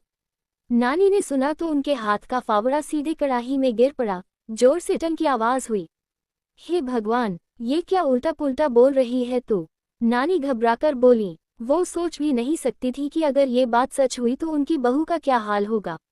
लेकिन युवान का चेहरा बिल्कुल सख्त था, जैसे कह रही हो ये मजाक नहीं है। नानी ने उसका चेहरा देखा और समझ गई बात सच है। गुस्से से दांत भींचकर बोली, ये हरामी, इतनी घिनौनी हरकत करने की हिम्मत कैसे हुई इसे? अभी जाकर कान पकड़ती हूँ इसका। वो उठ ही रही थी कि वो शिवमेई ने उनका हाथ पकड़ लिया। माँ, गुस्से में अभी मत जाए, पहले खाना खा ले, फिर सोचेंगे। कुछ समझाने बुझाने के बाद नानी थोड़ा शांत हुई। वो शिवमेई ने गंभीर स्वर में कहा, ये बात हमें गहराई से सोचनी होगी। पता नहीं फांगफांग दूसरी चाची को इस बारे में कुछ मालूम है या नहीं। नानी जल्दी से बोली, नहीं, फांगफांग को एक खबर नहीं मिलनी चाहिए। अगर उसने ये सब जान लिया तो वो टूट जाएगी, जिंदा नहीं रहेगी। युवान के होठों पर हल्की सी मुस्कान आई। मन ही मन सोचा, पर सच्चाई ये है कि दूसरी चाची को तकलीफ का वक्त ही कहाँ है, वो तो खुद चाचा के साथ घूम रही है। वो शिवमेई का चेहरा नाराजगी से तना हुआ था। नहीं माँ, ये बात उससे छुपाए नहीं जा सकती। उसे जानने का पूरा हक है, और फिर जो भी फैसला लेना होगा वो उसी का होगा। युवान ने जुबान खोली, लेकिन उसने अभी भी वो राज नहीं बताया कि उसकी दूसरी चाची किसी और से भी छुपकर मिल रही थी। बड़ी चिंता और भारी मन के साथ नानी और वो शिवमेई ने खाना बनाया। लेकिन खाने के ठीक बाद, जब वो सोच भी नहीं पाए थे कि दूसरे चाचा से कैसे निपटेंगे, वो खुद दरवाजे पर आ धमके। उनकी नज़र सीधी युवान पर पड़ी, ठंडी और नफरत से भरी हुई। पूरे परिवार ने देखा, उसके चेहरे पर गुस्सा और उलझन साफ थी। सब लोग अचकचा गए। दूसरे भाई, क्या हो गया तुम्हें? वो शिवमेई ने हैरानी से पूछा, लेकिन वो चुप्पी साधे रहा, चेहरा और भी स्याह हो गया। नानी अचानक आगे बढ़ी, उसका कॉलर पकड़ लिया और रोते रोते बोली, तू काला मुंह, तू इतना नीच काम कैसे कर सकता है? बाकी लोग नानी की बात सुनकर और भी चकरा गए। उन्हें समझ ही नहीं आया कि माजरा क्या है। चाचा ने झटके से नानी का हाथ झाड़ दिया। वो शिवमेई ने तुरंत नानी को संभाला और गुस्से से बोली, अगर कोई कहे कि तू कमीना है तो बिल्कुल सही कहेगा। फिर नानी से लिपटकर बोली, माँ, आप ठीक तो हैं? नानी का चेहरा सूख गया था। वो बस सिर हिलाकर बोली, मैं ठीक हूँ। दूसरे चाचा को इस बात की परवाह ही नहीं थी कि दादी को चोट लगी है या नहीं। वो गुस्से में भुना भुनाए और वो शिवमेई पर चिल्लाए, देख लो, कैसी अच्छी बेटी पैदा की है तुमने, अपने ही घर का नाम डुबो रही है। बोलते बोलते उन्होंने जियांग युवान की तरफ गुस्से से देखा। युवान बस हल्का सा कंधे उचकाकर रह गई, उसे बिल्कुल परवाह नहीं थी। बाकी सब लोग तो और भी ज्यादा उलझ गए। सब बार बार पूछने लगे कि आखिर हुआ क्या है, बोलोगे भी या ऐसे ही खड़े रहोगे? वो श्वेई झल्लाकर बोली, क्या बकवास चल रही है यहाँ, साफ साफ बताओ। दूसरे चाचा ने देखा कि बाकी सबको असली बात का पता ही नहीं है। उसे समझ आ गया कि युवान ने उसकी करतूत सबके सामने नहीं खोली, बस अपनी माँ और दादी को ही बताया है। यही सोचकर वो चुपचाप खामोश खड़ा रहा। लेकिन जब वो श्वेई ने बार बार पूछा और डांटा, तो आखिरकार उसने मुंह खोला, मैं फानफॉन से तलाक लेना चाहता हूँ। ये सुनकर सबके चेहरे ऐसे हो गए जैसे किसी ने आसमान से बम गिरा दिया हो। क्या? सब हैरान रह गए। मैं अब फानफॉन के साथ नहीं रह सकता। मुझे तलाक चाहिए, दूसरे चाचा ने भारी आवाज में कहा। वू शुई का चेहरा एकदम सख्त हो गया। वो गरज उठी, तुम्हें हो क्या गया है? सब ठीक ठाक चल रहा है, फिर तलाक की जरूरत कहाँ से आ गई? कहीं भट्ठी की आग ने दिमाग तो नहीं जला दिया? दूसरे चाचा ने अनजाने में युवान की तरफ देखा, लेकिन जब पाया कि वो शांत नजरों से बस उसे देख रही है, तो उसने चुप रहना ही बेहतर समझा। वू शुई और भड़क गई। मुंह खोलो, बताओ, तलाक क्यों लेना चाहते हो? वो अब भी खामोश रहा। ये देखकर वू शुई का धैर्य टूट गया और उन्होंने सीधे उसके सिर पर जोर से तमाचा जड़ दिया। सिर में दर्द से कराहते हुए दूसरे चाचा ने गुस्से में ऊपर देखा और चिल्लाए, क्यों मार रही हो मुझे? मारूंगी नहीं तो क्या करूंगी? वू शुई तमतमा कर बोली, अच्छा भला घर है, बीवी है, बच्चे हैं, सब कुछ ठीक है, फिर भी चैन नहीं? तेरे दिमाग में आखिर चल क्या रहा है? वो चीखती चली गई, घर पर बीवी है जो तेरा खाना बनाती है, कपड़े धोती है, बच्चों का ख्याल रखती है, फिर भी तेरी आंखें बाहर लगी हैं। और क्या चाहिए तुझे? असल में वू शुई को ये नहीं लगता था कि उनकी दूसरी बहू इतनी अच्छी है, पर उनका डर कुछ और था। अगर परिवार में तलाक हुआ तो खानदान की इज्जत मिट्टी में मिल जाएगी। घर में अभी लड़कियां भी हैं, कल परसों उनकी शादी होनी है। अगर बदनामी हो गई तो कौन अच्छा घर उन्हें अपनाएगा? लेकिन दूसरे चाचा मानने वाले कहाँ थे? वो वू शुई के तमाचे और डांट से तंग आकर झुंझलाते हुए बोले, मेरा बाहर कोई है, मैं बस फान फॉन के साथ और नहीं रहना चाहता। ये सुनते ही पूरा घर सन रह गया। हर चेहरे पर हैरानी जम गई। युवान की नजरें ठंडी हो गईं। वो बस चुपचाप उसे घूरती रही। हरामी कहीं का, दादी अचानक उफनकर खड़ी हुई। मैंने तुझे पाल पोषकर बड़ा किया और तू ऐसा निकला, फान फॉन जैसी बहू, और तू उसे धोखा दे रहा है। गुस्से से कांपते हुए वो आगे बढ़ी और दूसरे चाचा पर मुक्का बरसाने लगी। मैं, लेकिन बात अधूरी रह गई। अचानक उनकी सांस अटकने लगी और वो लगभग गिर ही पड़ी। सौभाग्य से युवान वहीं खड़ी थी। उसने तुरंत दादी को संभाला और सहारा देकर शांत करने लगी।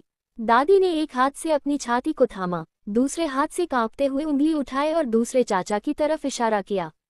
पर गुस्से और दर्द से उनका गला रुंध गया, एक शब्द भी बाहर नहीं निकल सका। वो शिव में भागकर रसोई में गईं और पानी का गिलास ले आए ताकि दादी को थोड़ी राहत मिल सके। दूसरे चाचा ने दादी की हालत देखी, पर जरा भी परवाह नहीं की। जब दादी जमीन पर गिर गईं, वो बिना कुछ कहे बाहर निकल गया। हरामी, कहाँ जा रहा है तू? वू शुई गुस्से से चिल्लाया, लेकिन दूसरा चाचा उसकी बात सुनकर भी नहीं रुका। वू शुई ने तुरंत बड़े चाचा की तरफ देखा। तू अभी तक देख क्या रहा है? जा, उस जानवर को पकड़ के ला। बड़े चाचा ने 2 बार गुनगुनाया, कुछ बोला नहीं, लेकिन आखिर में उसे पकड़ने के लिए भागा। वू श्योमी दादी के पास रहना चाहती थी, इसलिए उसने वान चीशिन से कहा, ओल्ड वान, तुम भी पीछे जाओ, कहीं वो वेगो कोई पागलपन न कर बैठे। वान चीशिन ने सिर हिलाया और चला गया। कमरे के अंदर कुंग चुनलिंग सारा तमाशा सुन रही थी। उसके चेहरे पर छुपा छुपा सा मजाक था, अरे जितना झगड़ा बढ़े उतना अच्छा, मुझे क्या फर्क पड़ता है?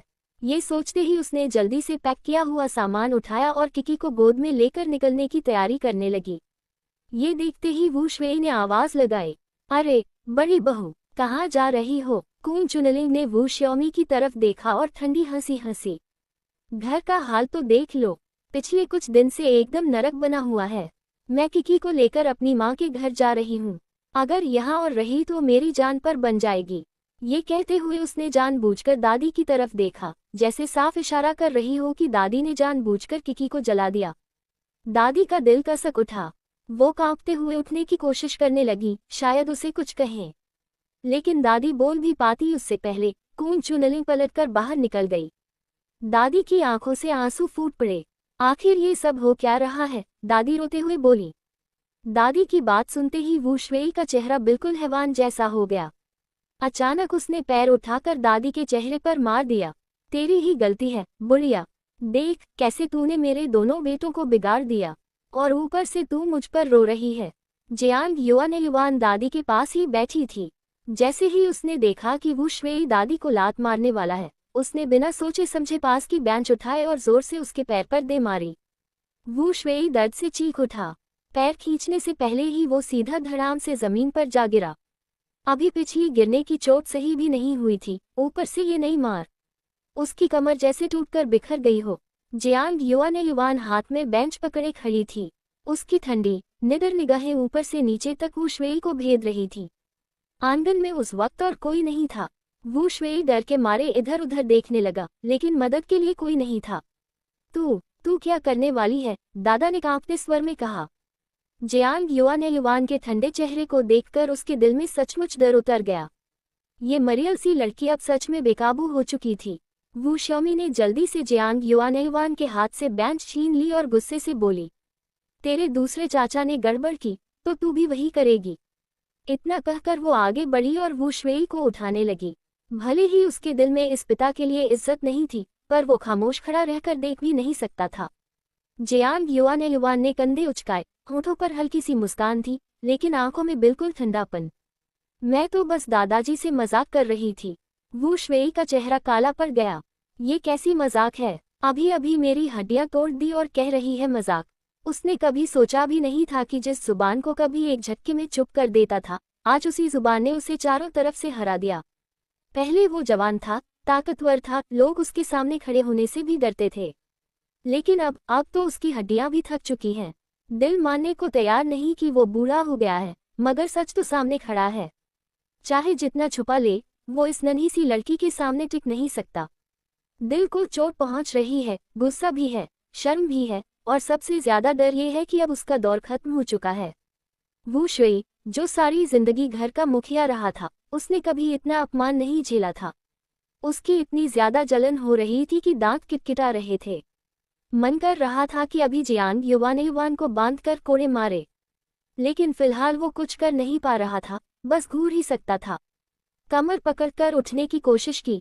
इस बार जो गिरा था ना, हड्डियां सच में हिल गई थी। उसे खुद भी डर लग रहा था कि कहीं रीढ़ की हड्डी को चोट तो नहीं लगी। तीसरे, मुझे अभी हेल्थ सेंटर ले चलो, हड्डियों में बहुत दर्द है, वू शुई ने हुक्म चलाने वाले अंदाज में वू श्यूमेई से कहा। वू श्यूमेई कुछ बोलती उससे पहले ही जियांग युवान मुस्कुराते हुए बोली, ले तो जा सकते हैं, लेकिन पैसे कहाँ हैं हमारे पास? ये सुनते ही उसका गुस्सा और भड़क गया। वू श्यूमेई कुछ कहना चाह रही थी, मगर बात को दबाकर उसने चुपचाप अपनी माँ को सहारा दिया और पास वाली कुर्सी पर बैठा दिया। माँ, आप ठीक तो है न? आपको अस्पताल ले चलूं? उसने बहुत नरमी से पूछा। ये देखकर वू शुई का खून खौल गया। उसे लगा बेटियां होकर भी उससे कोई लेना देना नहीं, बस अपनी माँ का ख्याल है, पर बाप की तरफ देखना भी जरूरी नहीं समझा। वू श्यूमेई, तेरे अंदर दिल भी है या नहीं? मैं तेरा बाप हूँ, तू ऐसे ही देखती रहेगी? देख, तेरी उस कमीनी बेटी ने मुझे जान से मार डाला, तो तू खुश होगी न? वू शुई गाली गलौज पर उतर आया। तुम सब जनानी लोग तो ढेर में घाटा हो। जब तू पैदा हुई थी, उसी वक्त तुझे गोबर के गड्ढे में डुबो देना चाहिए था। उसका चेहरा और लहजा बाप का नहीं, किसी दुश्मन जैसा लग रहा था। वू श्यूमेई के हाथ एक पल को रुक गए। उसने उसे घूर कर देखा, फिर धीमी मगर साफ आवाज में बोली, घाटा तो तू खुद क्या है? तू भी तो औरत के पेट से ही पैदा हुआ है ना? चाहे जितना मर्द बन ले, आया तो औरत की कोख से ही है। जियांग युवान ये सुनकर हंस पड़ी। वू शुई गुस्से में तड़प गया, मगर उसके पास जवाब नहीं था। भाग जा यहाँ से, निकल जा सब, मैं तुम हरामियों का मुंह तक नहीं देखना चाहता, वू शुई ने चीखते हुए कहा। वू श्यूमेई ने लंबी सांस ली। तू समझता है मुझे तेरी शक्ल देखने का शौक है? अगर मेरी माँ यहाँ न होती, तो मैं जिंदगी भर कभी इस घर में कदम न रखती। इतना कहकर उसने गुस्से से फड़फड़ाते वू शुई को नजरअंदाज कर दिया और अपनी माँ की तरफ मुड़कर बोली, माँ, आप मेरे साथ चलेंगी? इस बार उसका मतलब कुछ दिन रुकवाने का नहीं था, बल्कि हमेशा अपने पास रखने का था। दादी के चेहरे पर एक पल की झिझक आई। उन्होंने वू शुई की तरफ देखा, फिर बेटी और नातिन की तरफ नजर डाली। आखिरकार हल्की मुस्कान के साथ बोली, माँ जानती है तू बहुत फिक्रमंद है, मगर मैंने तुझसे पहले ही कहा था, ये मेरा घर है। मैं बात पूरी भी नहीं हुई थी कि वू श्यूमेई बीच में ही बोल पड़ी। घर, ये घर है, बेटे का घर ही घर है, लेकिन बेटी का घर घर नहीं होता। तू खुद देख, तेरे साथ इन्हें कैसा सलूक करते हैं, परिवार की तरह रखते हैं क्या? उसके लहजे में गुस्सा साफ झलक रहा था। तू अगर हमारे साथ रहेगी, तो जरा देखना क्या वान झीशन तेरे सामने बदतमीजी करेगा, तेरे से काम करवाने की हिम्मत रखेगा। वहां तो तुझे इज्जत से खिलाएगा पिलाएगा। यहाँ बेइज्जती झेलने से कहीं आसान है वहां रहना। ये सुनकर दादी घबरा गईं। उन्होंने जल्दी से समझाने की कोशिश की। अरे धीरे बोल, गुस्सा क्यों कर रही है? लेकिन वो शिवमेई शांत नहीं हुई। दादी ने फिर कहा, अगर मुझे तेरे साथ भी रहना है तो पहले तेरे दूसरे भाई और भाभी का मसला निपट जाए, फिर। ठीक है, अब तो हो गया ना। बेटा बहू तलाक लेने जा रहे हैं, माँ होकर क्या वो यूं ही चुपचाप देख सकती थी? ये सुनकर ही वो शिवमेई की सांस कुछ हल्की हुई। तो पक्का हुआ, बाद में मुकर मत जाना, वो शिवमेई ने कहा। दादी ने हल्के से सिर हिलाया। फिर अचानक याद आया कि दूसरा भाई तो घर वापस चला गया है। उन्होंने वो शिवमेई से कहा, चलो अभी उसके घर चलते हैं, कहीं बाद में कुछ गड़बड़ न हो जाए। वो शिवमेई ने उन्हें ऊपर से नीचे तक देखा और धीरे से पूछा, आप ठीक तो हो? अरे कुछ नहीं, पुरानी तकलीफ है बस, दादी ने हाथ हिलाकर लापरवाही से कहा। तीनों दूसरे चाचा के घर निकल गए। आंगन में बस वो शुएई पड़ा रह गया, हिल भी नहीं पा रहा था, दाढ़ी मली मली सी, और आंखों में गुस्से से उन तीनों की पीठ देख रहा था। रुको, जरा ठीक हो जाने दो, फिर देखना, तुम सबको जिंदा नहीं छोड़ूंगा, वो दांत पीसते हुए बड़बड़ाया। उसे लग रहा था सालों से सबको इज्जत देता आया है और आज सब उसे जैसे कुछ समझ ही नहीं रहे। इधर वो शिवमेई और जियांग युआन दादी को लेकर दूसरे चाचा के घर पहुंचे। दरवाजे पर पहुंचते ही भीतर से रोने चिल्लाने की आवाजें आ रही थीं। बाहर मोहल्ले वाले खड़े तमाशा देख रहे थे। तीनों ने एक दूसरे की तरफ देखा और फिर भीड़ को हटाते हुए आंगन में घुस गए। अंदर का नजारा और भी अजीब था। दूसरी चाची छोटे से स्टूल पर बैठी मुंह नहापे जोर जोर से रो रही थी। दूसरा चाचा पास ही जमीन पर स्क्वाटिंग किए बैठा था। दोनों जुड़वा बच्चे समझ ही नहीं पा रहे थे कि हुआ क्या है, बस फूट फूट कर रो रहे थे। बड़ा चाचा कोने में खड़ा था, जैसे उसका तो कोई लेना देना ही न हो। दरवाजे की आहट सुनकर दूसरी चाची ने सिर उठाया। उन्हें देखते ही जैसे सहारा मिल गया हो, वो दौड़कर दादी के सामने घुटनों के बल बैठ गई, उनका हाथ पकड़कर बिलखते हुए बोली, योजक चिन्ह, माँ, वीगू कह रहा है कि मुझसे तलाक लेना चाहता है, आप ही उसे समझाए, उसे रोको। जियांग युआन ने ये सुनते ही भौहें उठाकर उसकी तरफ देखा। दूसरी चाची उसकी नज़र सह नहीं पाई, झट से नजरें झुका लीं। आप ही बताए, अगर मैं तलाक ले लूं तो 2 बच्चों के साथ कहाँ जाऊंगी, कैसे जी पाऊंगी? दूसरी चाची रो रोकर कह रही थी। असल में कुछ देर पहले दूसरा चाचा गुस्से में घर आया था। उन्हें लगा कि ये सब जियांग युआन ने जाकर उससे कह दिया, मगर बात तो और ही निकली। वो साफ साफ बोला कि बाहर उसकी औरत है और अब वो उसी के लिए तलाक चाहता है। अब तक तो वो खुद भी दुविधा में थी कि तलाक लेना है या सहकर यही जिंदगी काटनी है, मगर उसके यूं अचानक कह देने से उनका दिल और डर गया। उन्हें लगा कि अगर वो वीगू छोड़ गया तो वो और दोनों बच्चे बिल्कुल बेसहारा हो जाएंगे। इसलिए ही वो पागलों की तरह उसे रोकने की कोशिश कर रही थी। मगर दूसरा चाचा वहीं से उठ खड़ा हुआ और ठंडी आवाज में बोला, ये रोज रोज का ड्रामा कब तक चलेगा? क्यों नहीं सीधा सीधा मुझे आज़ाद कर देती? उसके मन में तो अब बस वही औरत और उसका घर बसाने का सपना था। सोचता था अगर वो औरत उसे बेटे दे देगी तो वो सारे शहर को दावत देगा, सबको बताएगा, देखो वो वीगो के भी बेटे हैं। यही सोचकर उसका तलाक लेने का इरादा और भी पक्का हो चुका था। तू खुद बच्चा पैदा नहीं कर सकती और ऊपर से मुझे बेटा होने से भी रोक रही है। दूसरा चाचा नरमी से समझाने की कोशिश करता है, तू भी तो जानती है मैंने ये साल कैसे काटे हैं। मैं मर्द होकर भी बिना बेटे के जी रहा हूँ। कोई भी मुझे ताना दे देता है कि मैं निकम्मा हूँ। मैं अब ऐसे नहीं जीना चाहता। दूसरी चाची ने ये सुना तो और जोर जोर से रोने लगी। वीगू, मुझे भी पता है तेरे लिए मुश्किल था, लेकिन मेरा क्या मेरे लिए आसान था? दूसरी चाची रोते हुए बोली। लेकिन वो आगे कुछ कहती उससे पहले ही दूसरा चाचा गुस्से में बोल पड़ा, ये बातें तू कितने सालों से दोहरा रही है? रोज काम से लौटते ही बस यही सुनना पड़ता है। उस लड़की की बातें अब कान पक गए हैं सुन सुनकर। अब मैं और नहीं सुनना चाहता। मैं बस चाहता हूँ कि मुझे एक बेटा हो। दूसरी चाची की आंखों में पूरी निराशा भर गई। जियांग युआन पास खड़ी सब सुन रही थी। वो खुद को रोक नहीं पाए और चाचा से बोली, बच्चे का बेटा बेटी होना औरत पर नहीं, मर्द के जीन्स पर निर्भर करता है। लेकिन दूसरा चाचा उसकी बात समझना तो दूर, समझना भी नहीं चाहता था। उसके लिए तो गलती हमेशा औरत की ही थी। आज ही हमारा तलाक होगा। दूसरा चाचा मुंह लटकाए गहरी आवाज में बोला। दूसरी चाची अब चुप हो गई, बस आंसू बहाती रही। दादी ने ये सुना तो घबराकर डांट लगाए, क्या बकवास कर रहे हो? जरा सोचो तो सही, फानफांग ने इन सालों में तेरे लिए क्या कुछ नहीं किया। बाहर की औरतें तेरे लिए ऐसे जी जान लगाती क्या। दादी अभी भी नहीं चाहती थी कि उनका तलाक हो। दूसरी बहू का तो अपना मायका भी नहीं है, और जुड़वा बच्चे अभी स्कूल तक नहीं जाते।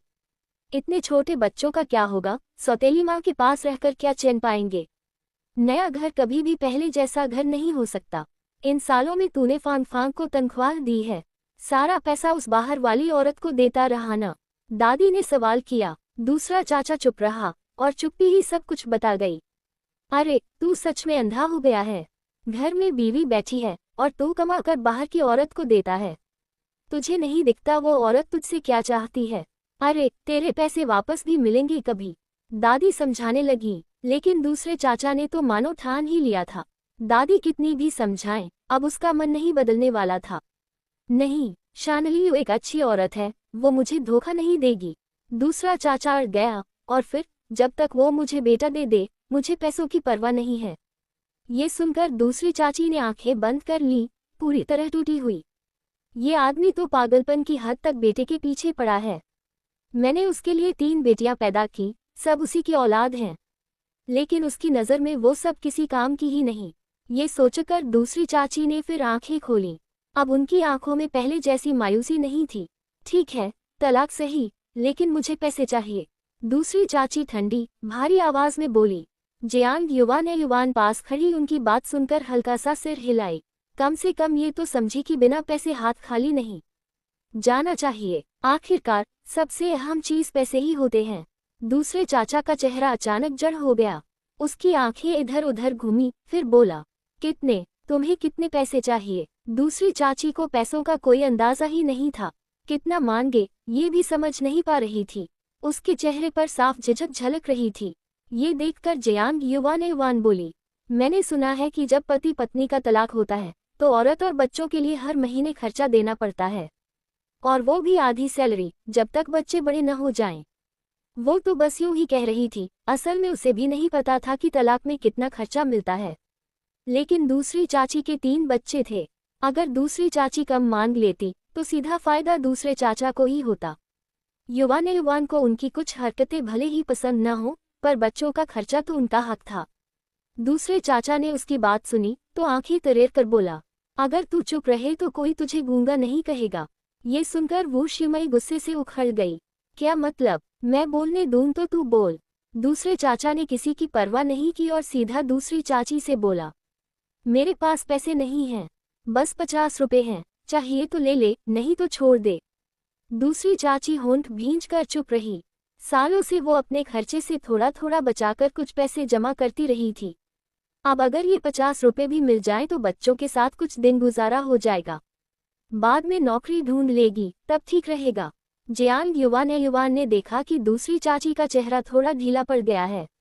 उसने मन ही मन आह भरी। ये औरत कभी बड़े पैसे देखी ही नहीं, सिर्फ 50 रुपए और समझौता। अगर तलाक के बाद घर ही न रहा तो क्या सोचती है कि 50 रुपए में वो और उसके बच्चे जी लेंगे।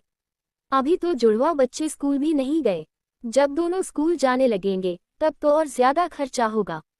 युवान हल्की मुस्कान के साथ बोली, ये 50 रुपए भीख में दिए हैं क्या? तुम्हें तो बहुत अच्छा आइडिया है। इस महीने की सैलरी से ही बच्चों की माँ बेटियों को बाहर निकाल दोगे। घर भी नहीं रहेगा तो क्या रोज होटल में कमरा किराए पर लेकर रहेंगी? उसकी ये बात सुनते ही दूसरी चाची को झटका लगा। वो जल्दी से सिर उठाकर बोली, हाँ, मुझे रहने के लिए घर भी चाहिए। दूसरे चाचा का चेहरा काला पड़ गया।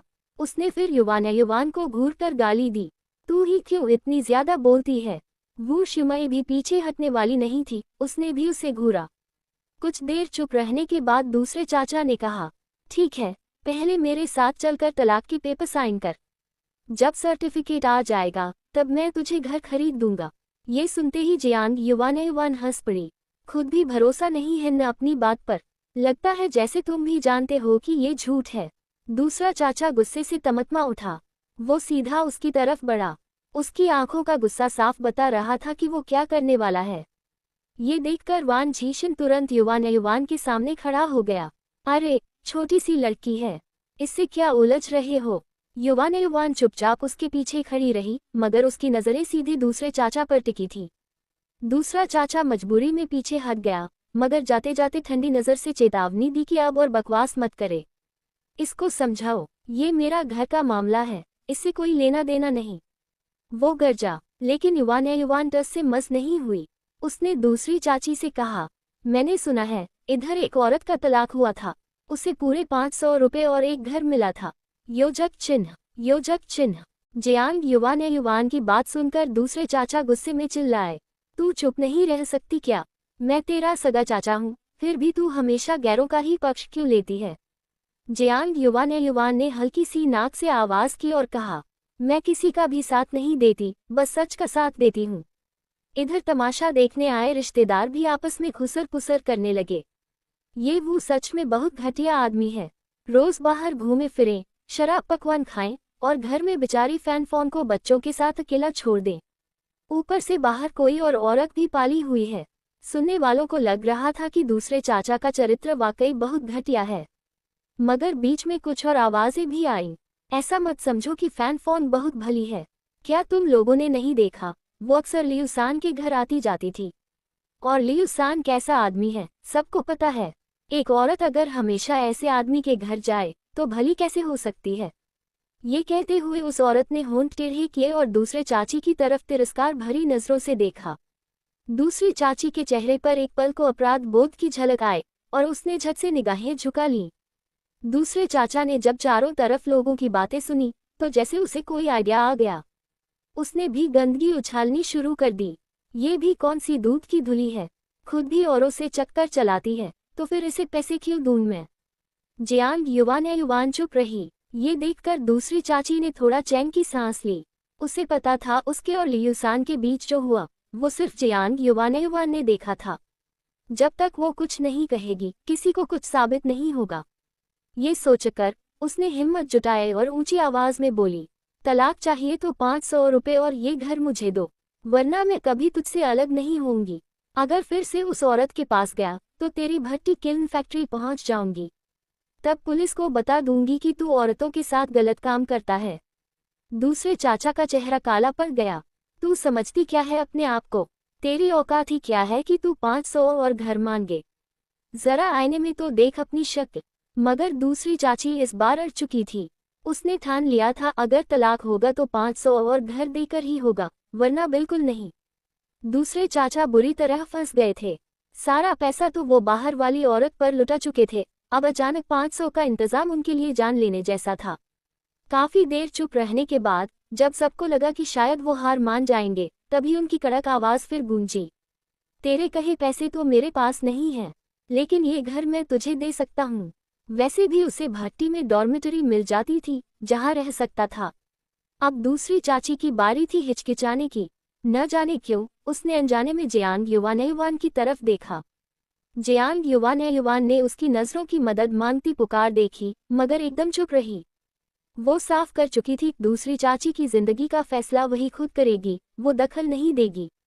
जियांग युवान की खामोशी से दूसरी चाची के दिल में बेचैनी बढ़ गई, मगर वो चेहरे पर जाहिर नहीं कर पाई। कुछ सोचने के बाद उसने फिर कहा, ठीक है, घर दे दो, लेकिन साथ में 100 रुपए और दोगे? सिर्फ घर से पेट थोड़े भर जाएगा। जब तक मुझे काम नहीं मिलता तब तक जीने के लिए पैसे चाहिए। दूसरे चाचा ने फौरन इनकार कर दिया। दोनों ने वही सबके सामने भाव ताव करना शुरू कर दिया। दादी घबराहट से पसीने पसीने हो रही थी, समझ नहीं आ रहा था क्या करें। और वो शिवमई, वो तो बस ठंडी नजरों से खड़ी तमाशा देख रही थी। उसे कोई फर्क नहीं पड़ता था कि इनके घर का क्या होगा। वो बिल्कुल भी उनके घर परिवार के झगड़ों में पड़ना नहीं चाहती थी। जल्दी ही दूसरे चाचा और चाची में समझौता हो गया। आखिर तय हुआ कि वो अगले महीने तनख्वाह मिलने पर 70 युआन देगा। बात तय होने के बाद चाचा ने कहा कि चाची उसके साथ चलकर तलाक की प्रक्रिया पूरी करे। लेकिन चाची ने दूर की सोचकर कहा, पहले घर मेरे नाम कर, पैसे तो तू उधारी लिख दे, तनख्वाह आने पर दे देना। चाचा ने गुस्से में दांत पीस लिए, लेकिन मजबूरी में हामी भर दी। फिलहाल मामला सुलझ गया, पर चूंकि आज छुट्टी का दिन था, घर का ट्रांसफर अब कामकाजी दिन में ही होगा। चाचा ने जाते जाते चाची को घूरा और अपनी माँ की तरफ देखना भी जरूरी नहीं समझा। बस चलते चलते जब जियांग युवान के पास से गुजरे तो ठंडी सांस फेंकी। दादी ने उसकी पीठ देखी तो थोड़ी खोई सी लग रही थी। धीरे से आह भरी और वो शिवमेई की तरफ देखकर बोली, शिवमेई, बताओ अब हम क्या करें। बेटे के तेवर देखकर साफ लग रहा था कि वो तो पक्का तलाक लेकर ही रहेगा, अब लाख समझाओ सुनने वाला नहीं। वो शिवमेई ने ठंडी आवाज में कहा, और क्या करोगी, उसे तो बड़ा आदमी बनने का नशा है, उसने तो तुम्हें गिनती में ही नहीं रखा। इतना कहकर उसने भी चाचा की पीठ की तरफ देखा, फिर बोली, तुम बस देखती रहना, एक दिन पछताएगा जरूर। कौन सी इज्जतदार औरत उसके साथ जाएगी, सब पैसे के लिए ही तो है। जब पैसे खत्म होंगे देखना वो औरत भी छोड़कर भागेगी, तब न पैसा रहेगा, न घर, न औरत, न बच्चे। उसी दिन उसको रोते देखना। दादी ने सिर हिलाया और आगे बढ़कर रोती हुई चाची और बच्चों के पास पहुंची। उन्होंने दोनों बच्चों को गोद में भर लिया और आंसू भरी आवाज में बोली, फांग फांग, हमने तेरे साथ बहुत बुरा किया। चाची ने तुरंत बच्चों को अपनी बाहों में खींच लिया और ठंडे चेहरे से बोली, बाद में बोलने का फायदा क्या, अब क्या मतलब इन मीठी मीठी बातों का। उससे अच्छा है कि तुम्हारा बेटा मुझे और पैसे दे दे। असल में वो और भी तीखी बातें कहने वाली थी, लेकिन जैसे ही उसकी नज़र जियांग युवान के चेहरे पर पड़ी, उसने वो सब निगल लिया। बस हल्की से कहा, माफ कीजिए, मुझे अभी अच्छा नहीं लग रहा, आप लोग वापस जाए। इतना कहकर उसने सबको दरवाजे से बाहर कर दिया। दादी के मन में कसक थी, लेकिन फिर भी बोली, अगर कभी मदद की जरूरत हो तो हमारे पास आना। लेकिन चाची ने उन्हें बीच में ही काट दिया और झुंझुलाकर दरवाजा बंद कर दिया। दादी ने गहरी सांस छोड़ी और सबको घर लौटने को कहा। खुद उन्होंने ठान लिया कि बेटे को ढूंढेगी। वो शिवमेई बड़बड़ाए, माँ, उसके पीछे क्यों भाग रही हो, वो तो जैसे किसी के वश में है, अब क्या तुम्हारी बात सुनेगा। दादी बेबस होकर बोली, तो क्या मैं हाथ पर हाथ धरे बैठ जाऊं। बेटा मेरा है, गलत कर रहा है तो मुझे ही कुछ करना होगा। वो शिवमेई धीरे से बोली, असल में अच्छा ही है कि दोनों अलग हो जाएं। दोनों का रिश्ता कब का खत्म हो चुका है, साथ रहकर एक दूसरे को ही दुख देंगे। दादी का चेहरा सवालों से भरा हुआ था। अरे ऐसा कैसे, चाहे प्यार न हो, बच्चे तो है ना। वो शिवमेई ने हल्की हंसी के साथ कहा, आपने सुना नहीं, उसे तो बस बेटा चाहिए। बेटी तो उसकी नज़र में बच्चा ही नहीं है। देर हो रही है, तुम लोग अब घर लौट जाओ। दादी अभी भी दूसरे चाचा को समझाना चाहती थी, इसलिए वो उनके साथ वापस नहीं गई। वो शिवमेई ने काफी समझाया, लेकिन जब देखा कि कोई असर नहीं हो रहा तो मजबूरन उन्हें वहीं रहने दिया। तो ठीक है, ये मामला निपट जाने के बाद हम आकर आपको ले जाएंगे, वो शिवमेई ने कहा। असल में वो शिवमेई को अपने भाई के मामले से कोई खास मतलब ही नहीं था। उनके लहजे से साफ झलक रहा था कि उन्हें अपने भाई से कोई लगाव नहीं है। दादी के दिल में भी ये बात साफ थी। वो शिव बड़े बेटे के लड़कों को लड़कियों से ऊपर रखने की सोच ने बचपन से ही भाई बहनों के बीच का रिश्ता बिगाड़ दिया था। एक माँ होने के नाते वो अपनी दोनों बेटियों से बहुत प्यार करती थी, लेकिन हालात बदल नहीं सकती थी।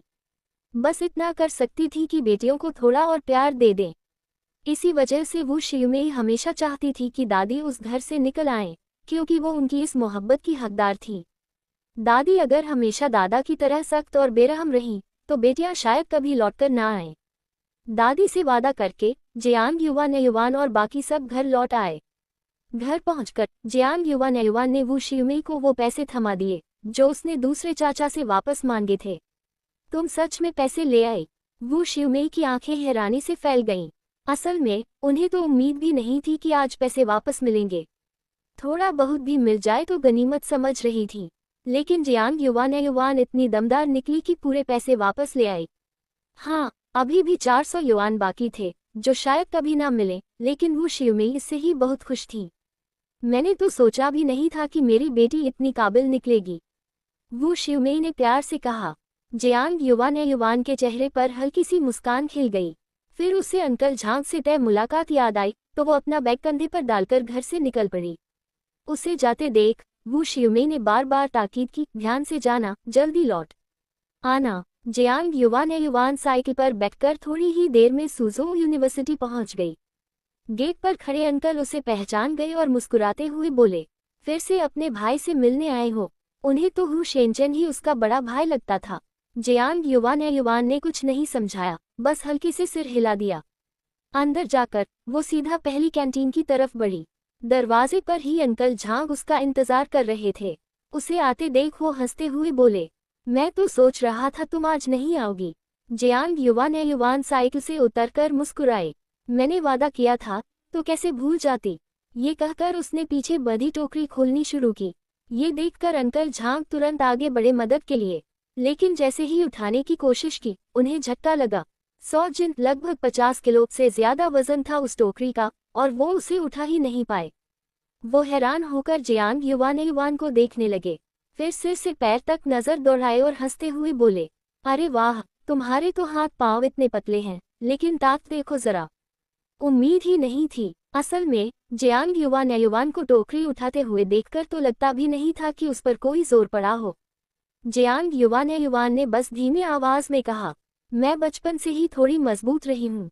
अंकल झांग ने इस पर ज्यादा ध्यान नहीं दिया और दोनों मिलकर टोकरी भीतर ले गए। बाहर अंधेरा हो रहा था, तो जियांग युवान ज्यादा देर नहीं रुकी।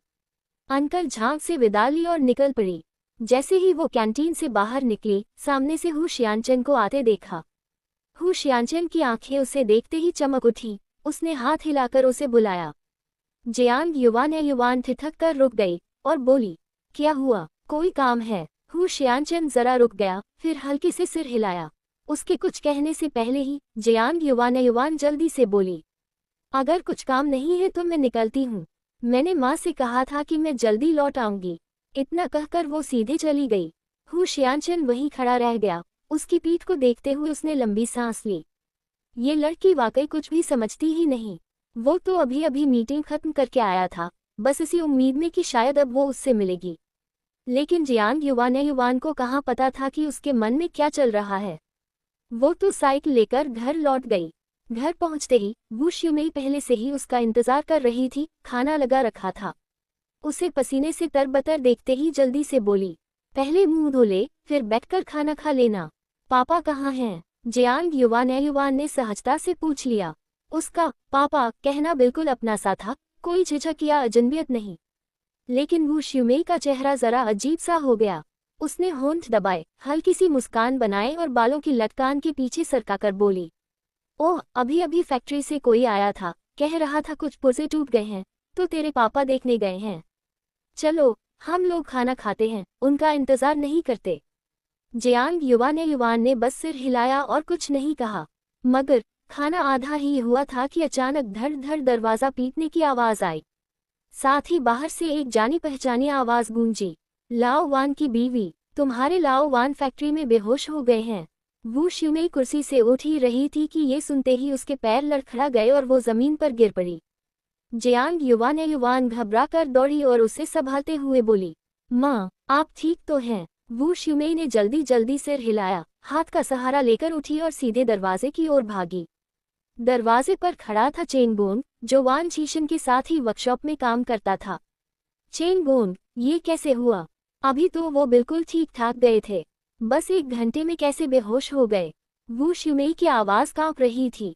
चेन गोंग कुछ कहने ही वाला था कि जियांग युवान ने जल्दी से कहा, माँ, चलते चलते बात करेंगे, अभी हमें पहुंचना है। चेन गोंग ने भी सहमति में सिर हिलाया। वू श्यूमेई का तो जैसे होश ही उड़ चुका था। बेटी की बात सुनकर उसने तुरंत हामी भरी और वो दोनों चेन गोंग के साथ दौड़ते हुए बाहर निकल आए। सीढ़ियों से नीचे आते हुए देखा कि चेन गोंग साइकिल से आया था और वान चीशन घर की दूसरी साइकिल लेकर गए थे। यानी उनके पास अभी सिर्फ एक ही साइकिल थी। वू श्यूमेई की हालत देखकर चेन गोंग को लगा कि वो बेटी को पीछे बिठाकर सुरक्षित नहीं ले जा पाएगी। उसने जियांग युवान से कहा, बेटा, तुम मेरी साइकिल पर बैठ जाओ। लेकिन जियांग युवान ने सिर हिलाकर मना कर दिया, जरूरत नहीं, माँ को मैं आराम से बिठा लूंगी। इतना कहकर उसने माँ को पीछे बिठाया और पूरी ताकत से पैदल मारते हुए आगे बढ़ गई। चेन गोंग ये देखकर हैरान रह गया। उसे तो पहले फैक्ट्री में लड़की के बारे में अजीब अजीब बातें सुनाई दी थी, लेकिन आज अपनी आंखों से देखा तो लगा सब अफवाहें हैं। इतनी सलीकेदार, साफ सुथरी लड़की, गोरा चेहरा, सलीके से बंधे बाल, कहीं से भी बिगड़ी हुई नहीं लगती। सच ही कहते हैं, सुनी सुनाई बातों पर भरोसा करना बेवकूफ़ी है, अपनी आंखों से देखना ही असली सच है। अब उसे समझ आया कि वू श्यूमेई अपनी बेटी के लिए इतना क्यों लड़ती है। अगर किसी भी माँ की बेटी पर ऐसे झूठे इल्जाम लगे तो वो भी जान तक की बाजी लगा दे। रास्ते में चलते हुए चेन गोंग ने सबको बताया कि क्या हुआ था। उसने कहा कि वो लोग फैक्ट्री के उपकरणों पर चर्चा कर रहे थे कि अचानक वान झीशन बेहोश होकर गिर पड़े। सब लोग घबरा गए, किसी को समझ ही नहीं आया कि आखिर हुआ क्या।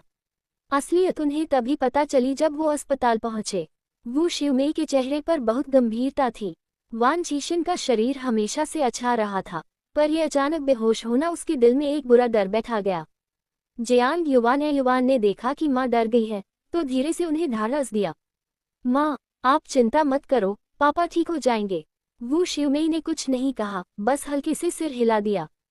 थोड़ी ही देर में तीनों स्टील फैक्ट्री के स्टाफ हॉस्पिटल पहुंचे। इमरजेंसी रूम में पूछते पाछते वान झीशन तक पहुंच गए। तब तक वान झीशन को होश आ चुका था और उनके साथी उनके आसपास खड़े थे। जैसे ही वू शिवमेई ने उन्हें देखा, वो भागकर पास पहुंची और रोती सी आवाज में बोली, ओल्ड वान, कैसे हो? तुम्हें हुआ क्या? वान झीशन अभी अभी होश में आए थे, खुद भी उलझन में थे। क्या हुआ? तुम सब यहाँ क्यों हो? उन्हें ये तक नहीं समझ आ रहा था कि वो अस्पताल में हैं, वो तो अब भी अपने को फैक्ट्री में ही समझ रहे थे। वू शिवमेई ने देखा कि वो ठीक हैं, तो गुस्से और डर के मिले जुले भाव में हल्के से मुक्का मारा और रोते हुए बोली, तुमने तो मुझे डरा ही दिया, मुझे लगा कुछ बड़ा हो गया। तभी वान झीशन ने इधर उधर देखा और उलझन में पूछा, आखिर हुआ क्या? चेन गोंग ने आगे बढ़कर कहा, आप हमसे बात कर रहे थे और अचानक गिर पड़े। हम सब ने बहुत कोशिश की पर आप होश में नहीं आए, मजबूरी में अस्पताल लाना पड़ा। ये कहते हुए उसके चेहरे पर अब भी डर और हैरानी साफ झलक रही थी।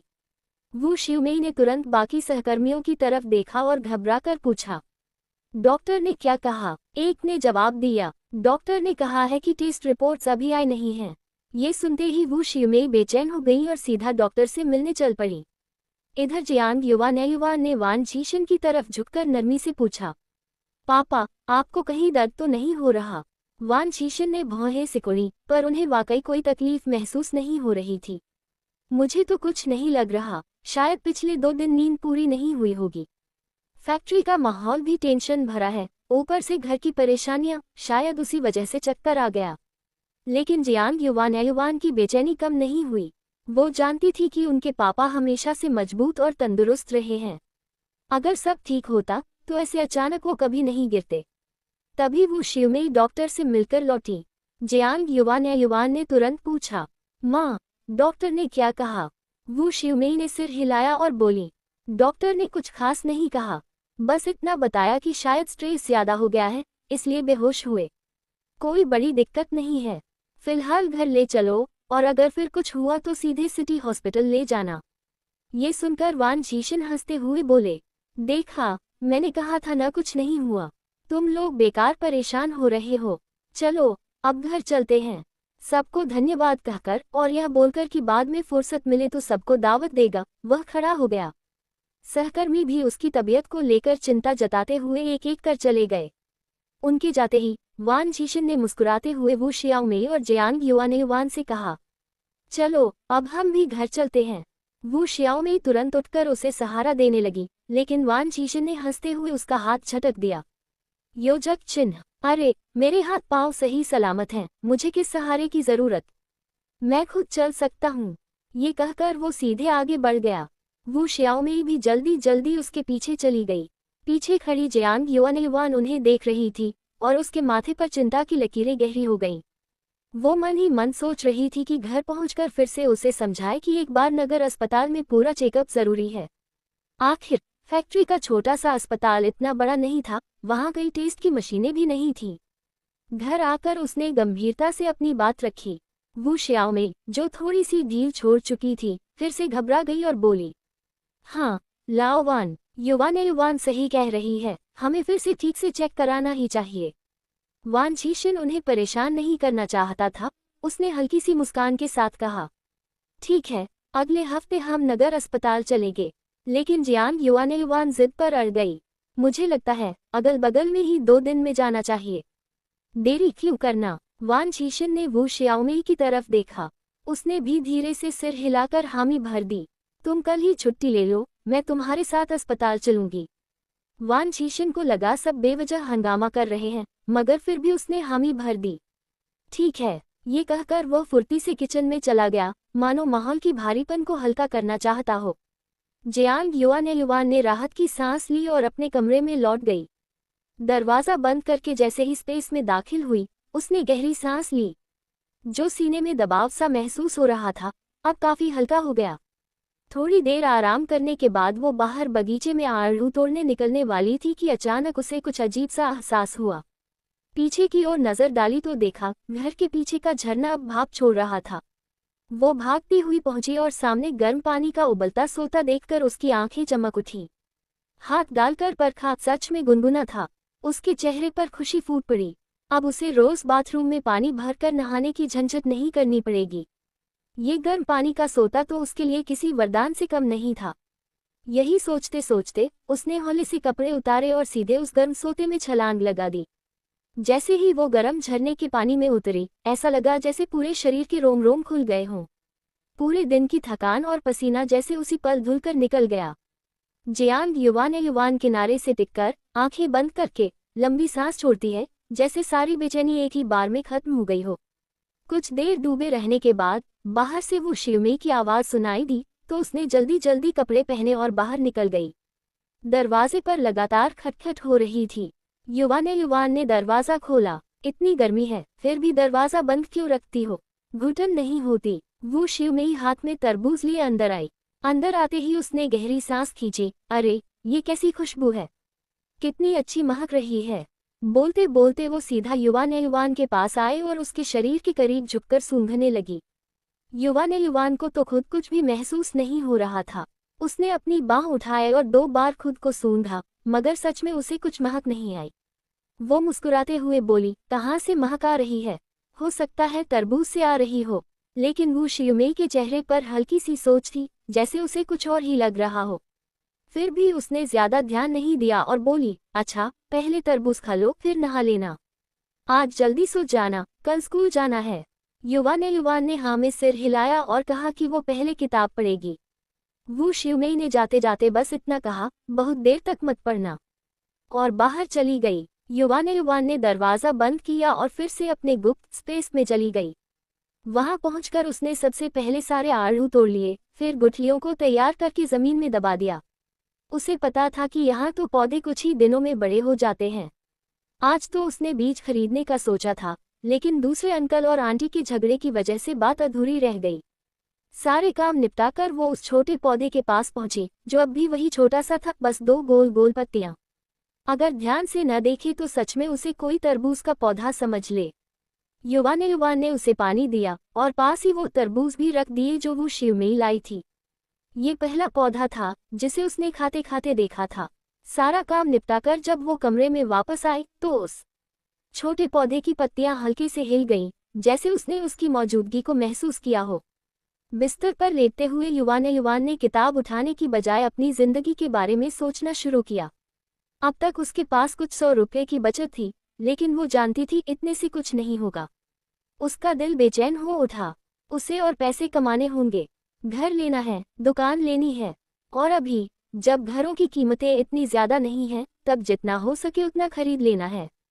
उसकी आंखों में सपनों की चमक थी और दिल में एक जिद, चाहे कुछ भी हो, अब अपनी किस्मत उसे खुद लिखनी है। सुबह सुबह ही जियांग युवान उठ गई। उठते ही वो सबसे पहले बाहर गई, ये देखने के लिए कि कल जो आड़ू की गुठलियां बोई थी उनमें से कुछ निकला या नहीं। जैसे ही उसने देखा कि नन्हे नन्हे आड़ू के पौधे मिट्टी फाड़कर बाहर आ गए हैं, उसके चेहरे पर राहत की मुस्कान आ गई। उसने कुल 10 गुठलियां बोई थी और सोचो, हर एक अंकुरित हो गया। वो मन ही मन हिसाब लगाने लगी, अगर हर पेड़ पर 100 से भी ज्यादा आड़ू लगे और कुल 11 पेड़ हों तो रोज 1000 से भी ज्यादा आड़ू तैयार हो सकते हैं। बस यही सोचते सोचते उसने जल्दी जल्दी दिमाग लगाया, अगर इन्हें आधे दाम पर भी बेचा जाए तो एक दिन में 900 युआन कमाए जा सकते हैं, वो भी पूरा पूरा मुनाफा। ये सोचते ही युवान खुशी से चीख पड़ी। पैसा कमाने से बड़ी खुशी दुनिया में और क्या हो सकती है। लेकिन फिर उसके दिमाग में ख्याल आया, जब तक पेड़ बड़े नहीं होते और फल नहीं लगते तब तक बेचने का इंतजाम तो सोचना ही पड़ेगा। इतने सारे आड़ू अकेले वो कैसे बेचेगी? शुक्र है कि जो फल इस स्पेस में रहते हैं वो खराब नहीं होते, वरना तो उसका दिल ही फट जाता इतना सारा पैसा सड़ते हुए देखकर। वो धीरे धीरे चलते हुए उस अजीब सी छोटी सी कली चाओ म्याओ म्याओ के पास पहुंची। कल रात उसने उसके पास तरबूज रखे थे, पर हैरानी की बात आज भी तरबूज जस के तस पड़े थे। वो झुककर बैठ गई, एक तरबूज उठाया और बुदबुदाई, ये पहले जैसा क्यों नहीं खा रही? अचानक उसके दिमाग में ख्याल आया, अरे ये तरबूज तो वो शिमई बाहर से खरीद कर लाई थी, और ये तो स्पेस में नहीं उगा था। क्या वजह ये हो सकती है? उसने तुरंत जाकर कुछ आड़ू उठाए और पौधे के पास रख दिए। और देखो, जैसे ही आड़ू रखा वो तुरंत मिट्टी में समा गया। पूरा का पूरा आड़ू पल भर में गायब। ये देखकर युवान की आंखें फटी की फटी रह गईं। हे भगवान, ये तो सच में खाता है। इस बार शायद वो पौधा बहुत भूखा था, तभी तो बिल्कुल सामने ही आड़ू निगल गया और छुपा भी नहीं। लेकिन पास पड़े तरबूज वैसे ही पड़े रहे, जैसे किसी को छूने लायक ही न हो। युवान को ये नज़ारा बड़ा मज़ेदार लगा। अब उसे लगने लगा कि ये नन्ही कली किसी नखरीली बच्ची जैसी है। भूख से मर भी जाए तो भी पसंद का ही खाएगी, बाकी चीज़ों को हाथ तक नहीं लगाएगी।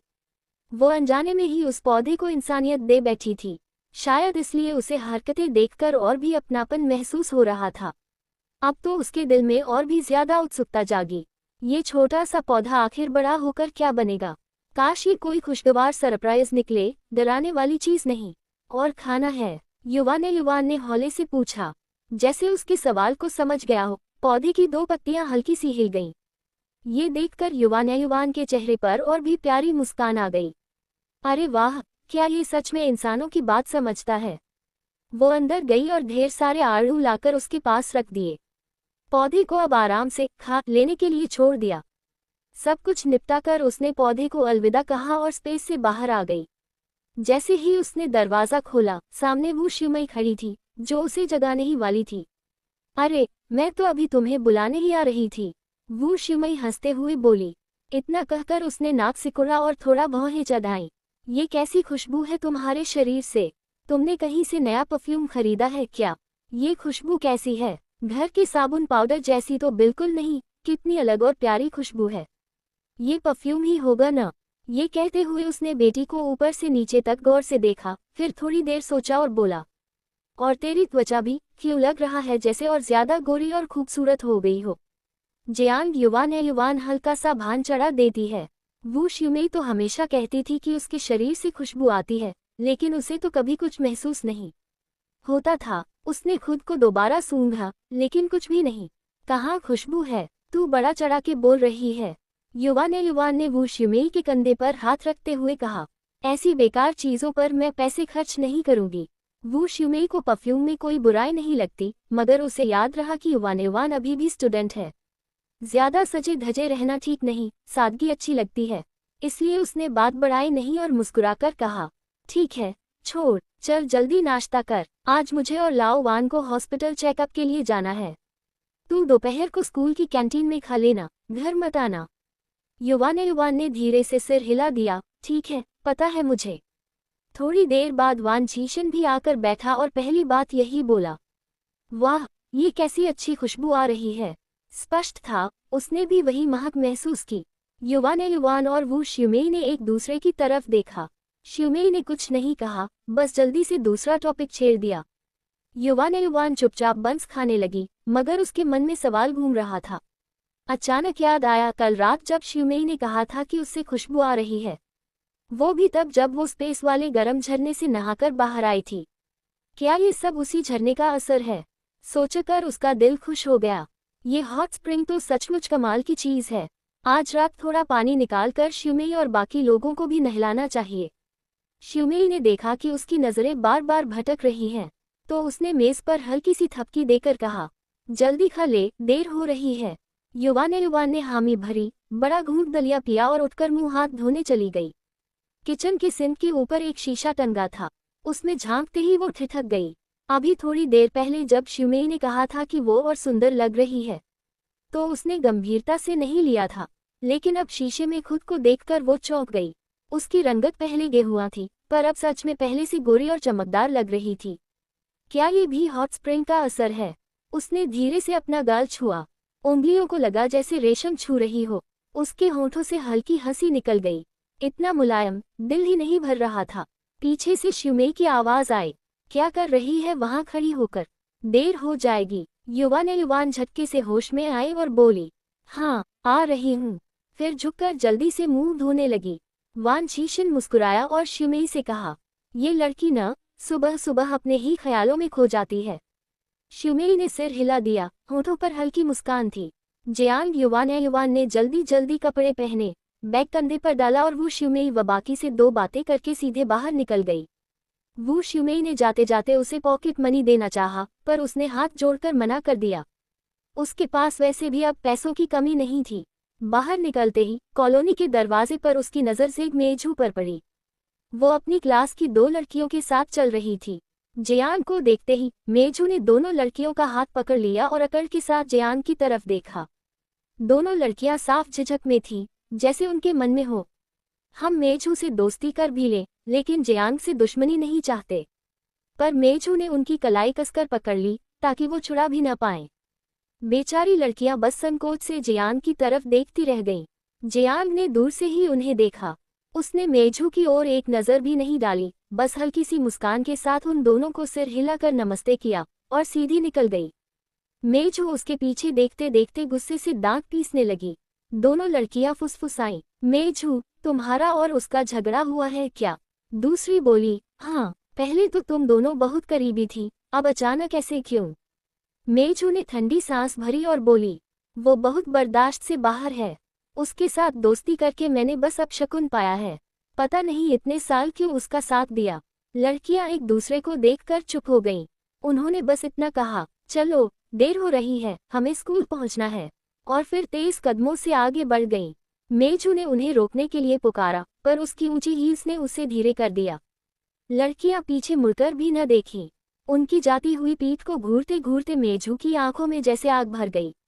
उसने मन ही मन सोचा, जियांग युवान पहले इतनी खटकती नहीं थी, लेकिन अब तो उससे नफरत और भी बढ़ती जा रही है। लेकिन जियांग को इन सब का कोई फर्क नहीं पड़ा।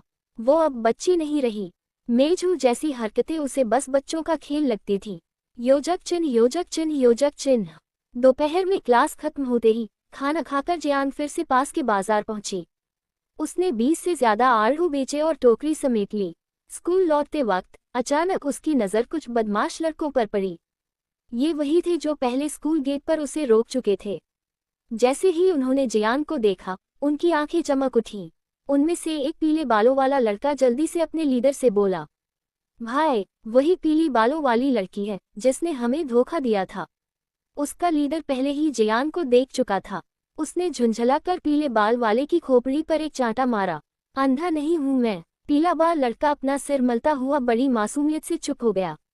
सोशल वाला बड़ा भाई घूरते हुए जियांग युवान के सामने आया। चेहरे पर हंसी थी, लेकिन आवाज गुस्से से भरी हुई। छोटी लड़की, कुछ दिन से तुझे ढूंढ रहा था, दिखाई ही नहीं दी और आज यहाँ टकरा गई। जियांग युवान ने उन्हें बड़े ही सुकून से देखा। उसके चेहरे पर जरा भी डर नहीं था। भले ही सामने 5-6 लोग थे, लेकिन अब वो पहले जैसी कमजोर लड़की नहीं रही। चाहे चाहकर भी वो उन्हें हरा ना पाए, पर खुद को बचाना उसके लिए अब नामुमकिन नहीं था। जब भाई बियाओ ने देखा कि युवान ना तो डरी और ना ही भागी, तो उसने पास खड़े पीले बाल वाले गुंडे की तरफ देखा और घिनौनी हंसी हंसा।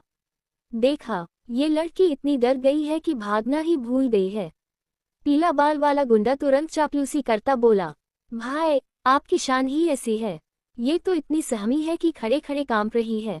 ये सुनकर बियाओ जोर से हंसा, पर जियांग युवान की आंखों में न डर था, न घबराहट। उसका चेहरा पत्थर जैसा ठंडा और सख्त था। कुछ पल बाद हंसी रोकते हुए बियाओ ने दांत पीसकर कहा, तुझे क्या पता, तुझे पकड़ने के लिए हमने कितनी मुसीबतें झेली हैं। अगर तेरे चक्कर में मुझे 2 बार पुलिस स्टेशन न जाना पड़ता तो आज मैं यहाँ क्यों खड़ा होता। आज तो तुझसे हिसाब बराबर करके ही रहूंगा। इतना कहकर उसने अपने 2 आदमियों को इशारा किया कि लड़की को पकड़कर किसी सुनसान जगह ले चलो। जियांग युवान बिना किसी विरोध के चुपचाप खड़ी रही। उसकी यह चुप्पी देखकर बियाओ उलझ गया। ये लड़की सच में डर से पत्थर हो गई है। अजीब है, पिछली बार तो खरगोश से भी तेज भागी थी और अब एक कदम भी नहीं हिली। उसने अपने आदमियों को चेतावनी दी, ध्यान रखना, ये चालाक है, कहीं भागने न पाए। बाकी सबने सिर हिलाकर हामी भरी। इसी दौरान रास्ते में एक 70 साल की बुजुर्ग अम्मा ने देखा कि कुछ लड़के एक लड़की को जबरदस्ती घसीट रहे हैं। वो घबरा गई और डांटते हुए बोली, अरे, क्या कर रहे हो तुम लोग? पुलिस स्टेशन यहाँ से दूर नहीं है। उससे पहले कि अम्मा कुछ और बोल पाती, पीले बाल वाला गुंडा चीखा, बूढ़ी, यहाँ तेरी जुबान चलाने की जगह है क्या? अगर अभी चुप न हुई न, तो तुझे ऐसे मसल डालूंगा जैसे चींटी को मारते हैं। दूसरे गुंडे भी गरजे, ये भाई बियाओ हैं, सारा इलाका इन्हें जानता है। समझदारी इसी में है कि चुपचाप हट जा, नहीं तो बुरा होगा। अम्मा की हड्डियां पहले ही कमजोर थीं, गुंडों की धमकी सुनकर वो डर गईं। लेकिन जाते जाते उन्होंने युवान की तरफ देखा और आंखों से इशारा किया, बेटी घबराना मत, मैं मदद लेकर आती हूँ। युवान ने हल्का सा सिर झुकाकर उनकी ओर इशारा किया कि वो ठीक है। कुछ ही देर बाद गुंडे युवान को घसीटते हुए एक अंधेरी गली में ले गए। बियाओ आगे बढ़ा और उसकी ठुड्डी पकड़ने के लिए हाथ बढ़ाया, लेकिन इससे पहले कि वो छू भी पाता, युवान ने बिजली जैसी फुर्ती से अपने पैर से वार किया और उसे सीधे कमर के नीचे लात मार दी। बियाओ दर्द से तड़प उठा, उसका पूरा शरीर जैसे फट गया हो। वो दोनों हाथों से अपनी जगह पकड़कर जमीन पर झुक गया और जानवर जैसी चीख निकाली। ये देखकर बाकी गुंडे बेकाबू होकर उसकी तरफ झपटे। तू हमारे बड़े भाई पर हाथ उठाने की हिम्मत करता है? छोटे पीले बाल वाले ने जमीन पर थूकते हुए गाली दी। बात खत्म होते ही वो झपट कर जियांग युवान की तरफ दौड़ा। बाकी लोग भी उसके पीछे पीछे आ गए। ये देखते ही जियांग युवान ने पीठ घुमाए और अपने स्पेस से एक डंडा निकाल लिया। जब सब लोग बिल्कुल भी तैयार नहीं थे, उसने सीधे उस छोटे पीले बाल वाले पर जोर से वार कर दिया। छोटे पीले बाल वाला तो आंखें उल्टकर वही धड़ाम से गिरा और बेहोश हो गया। जियांग युवान ने अपने हाथ को देखा, साफ था उसकी ताकत सच में बहुत बढ़ गई थी। बाकी लोग अब तक समझ ही नहीं पाए कि डंडा आया कहाँ से। सोचने का मौका भी नहीं मिला और उन्होंने छोटे पीले बाल वाले को गिरते देखा तो और ज्यादा बौखलाकर जियांग युवान पर टूट पड़े। जियांग युवान ने सीधा डंडा उन पर दे मारा। एक आदमी जिसके गाल पर बड़ा सा निशान था, उसने हाथ बढ़ाकर रोकने की कोशिश की, लेकिन उसने युवान की ताकत को बहुत कम समझा। उसकी बाजू डंडे के सामने एकदम बेकार साबित हुई और वो भी जोर से उड़कर दूर जा गिरा। ये देखकर बाकियों के पैरों तले जमीन खिसक गई। सबने एक दूसरे को देखा और कोई भी हिम्मत नहीं कर पाया कि आगे बढ़े। इस लड़की में कुछ तो है, ये तो साधारण बिल्कुल भी नहीं है। लेकिन जब तक वो कुछ और सोच पाते, जियांग युवान पहले ही कदम बढ़ा चुकी थी। वो फुर्ती से बाकी चारों के सामने पहुंची और लगातार डंडा बरसाने लगी। डंडे की मार ऐसी थी कि किसी में खड़े होकर मुकाबला करने की हिम्मत ही नहीं बची। चारों तड़पते, चिल्लाते, दर्द से बिलबिलाते भाग खड़े हुए। बड़े भाई बियाओ ने अपने लोगों की हालत देखी तो दर्द सहते हुए दांत पीसकर गालियां दी। निकम्मों की औलाद, तुम लोग तो पूरे बेकार हो और मेरी जमीन हथियाने की सोचते हो। कूड़े का ढेर हो तुम सब। लेकिन उसके अपने गुंडे हड्डियां टूटी सी महसूस कर रहे थे, रोते गिड़गिड़ाते बोले, बुआ जी, अरे बुआ जी, हम आपको बुआ जी कहते हैं, बस मारना बंद करो। अभी तक ये सब इसी पर अकड़ रहे थे कि उनकी तादाद ज्यादा है और सामने बस एक लड़की है, आसान रहेगा। पर उन्होंने कभी सोचा भी नहीं था कि ये लड़की आम लड़कियों जैसी नहीं है। इतनी ताकत मानो किसी जवान मर्द से भी ज्यादा हो। बियाओ ने ये हाल देखा तो और भड़क उठा। वो सोच रहा था अगर ये लड़की अचानक से हमला न करती तो मैं ऐसी हालत में न होता। ये सोचकर वो दर्द सहते हुए उठा और जियांग युवान को थप्पड़ मारने को लपका। पर युवान को तो उसकी हरकतें मानो स्लो मोशन में दिख रही थी। वो तुरंत साइड हो गई, फिर मौका देखकर अपनी कुहनी उसके गर्दन के पीछे दे मारी। बियाओ लड़खड़ाकर सीधे मुंह के बल जमीन पर गिरा, जैसे कुत्ता कीचड़ में मुंह गाड़े गिरा हो। युवान ने उसे ठंडी नजर से देखा, उसके बाल पकड़ लिए और बेरहमी से पीटना शुरू कर दिया। जब उसने देखा कि युवान फिर से डंडा उठाने वाली है तो डर से बियाओ रो पड़ा। वो हिचकियां लेते हुए गिड़गिड़ाया, बुआ जी, मैं आपको बुआ जी कहता हूँ, प्लीज छोड़ दो। आज की बात यही खत्म समझ लो। मैं कसम खाता हूँ दोबारा कभी तुम्हारे सामने आने की हिम्मत नहीं करूँगा। अभी तक तो खूब अकड़ में थे, लेकिन अब सबकी हालत बच्चे जैसी हो गई थी, रोते मिन्नतें करते। जियांग युवान के दिल में एक ठंडी लहर उठी। अगर उसके पास ये ताकत न होती और अचानक हमला न करती तो शायद आज वो इन लोगों की चंगुल से निकल ही न पाती। बियाओ, जो 20-22 साल का जवान आदमी था, अब रोते रोते सचमुच मां चिल्लाने लगा था। जब बूढ़ी औरत पुलिस लेकर आई तो बियाओ भाई ऐसे चिल्लाए जैसे अपने सगे रिश्तेदारों को देख लिया हो, पुलिस अंकल, मुझे ले चलो। जियांग युवान ने जैसे ही पुलिस वालों को आते देखा, तुरंत उसका हाथ छोड़ दिया और बड़ी मासूमियत से एक तरफ खड़ी हो गई, जैसे उसे कुछ पता ही न हो। पुलिस वाले सामने का नजारा देखकर हैरान रह गए। ये तो कुछ और ही सीन लग रहा था। जैसा उन्होंने सोचा था वैसा तो बिल्कुल नहीं। युवा ने मौके का फायदा उठाया और तुरंत शिकायत कर दी। पुलिस अंकल, ये बदमाश लोग मुझे तंग कर रहे थे।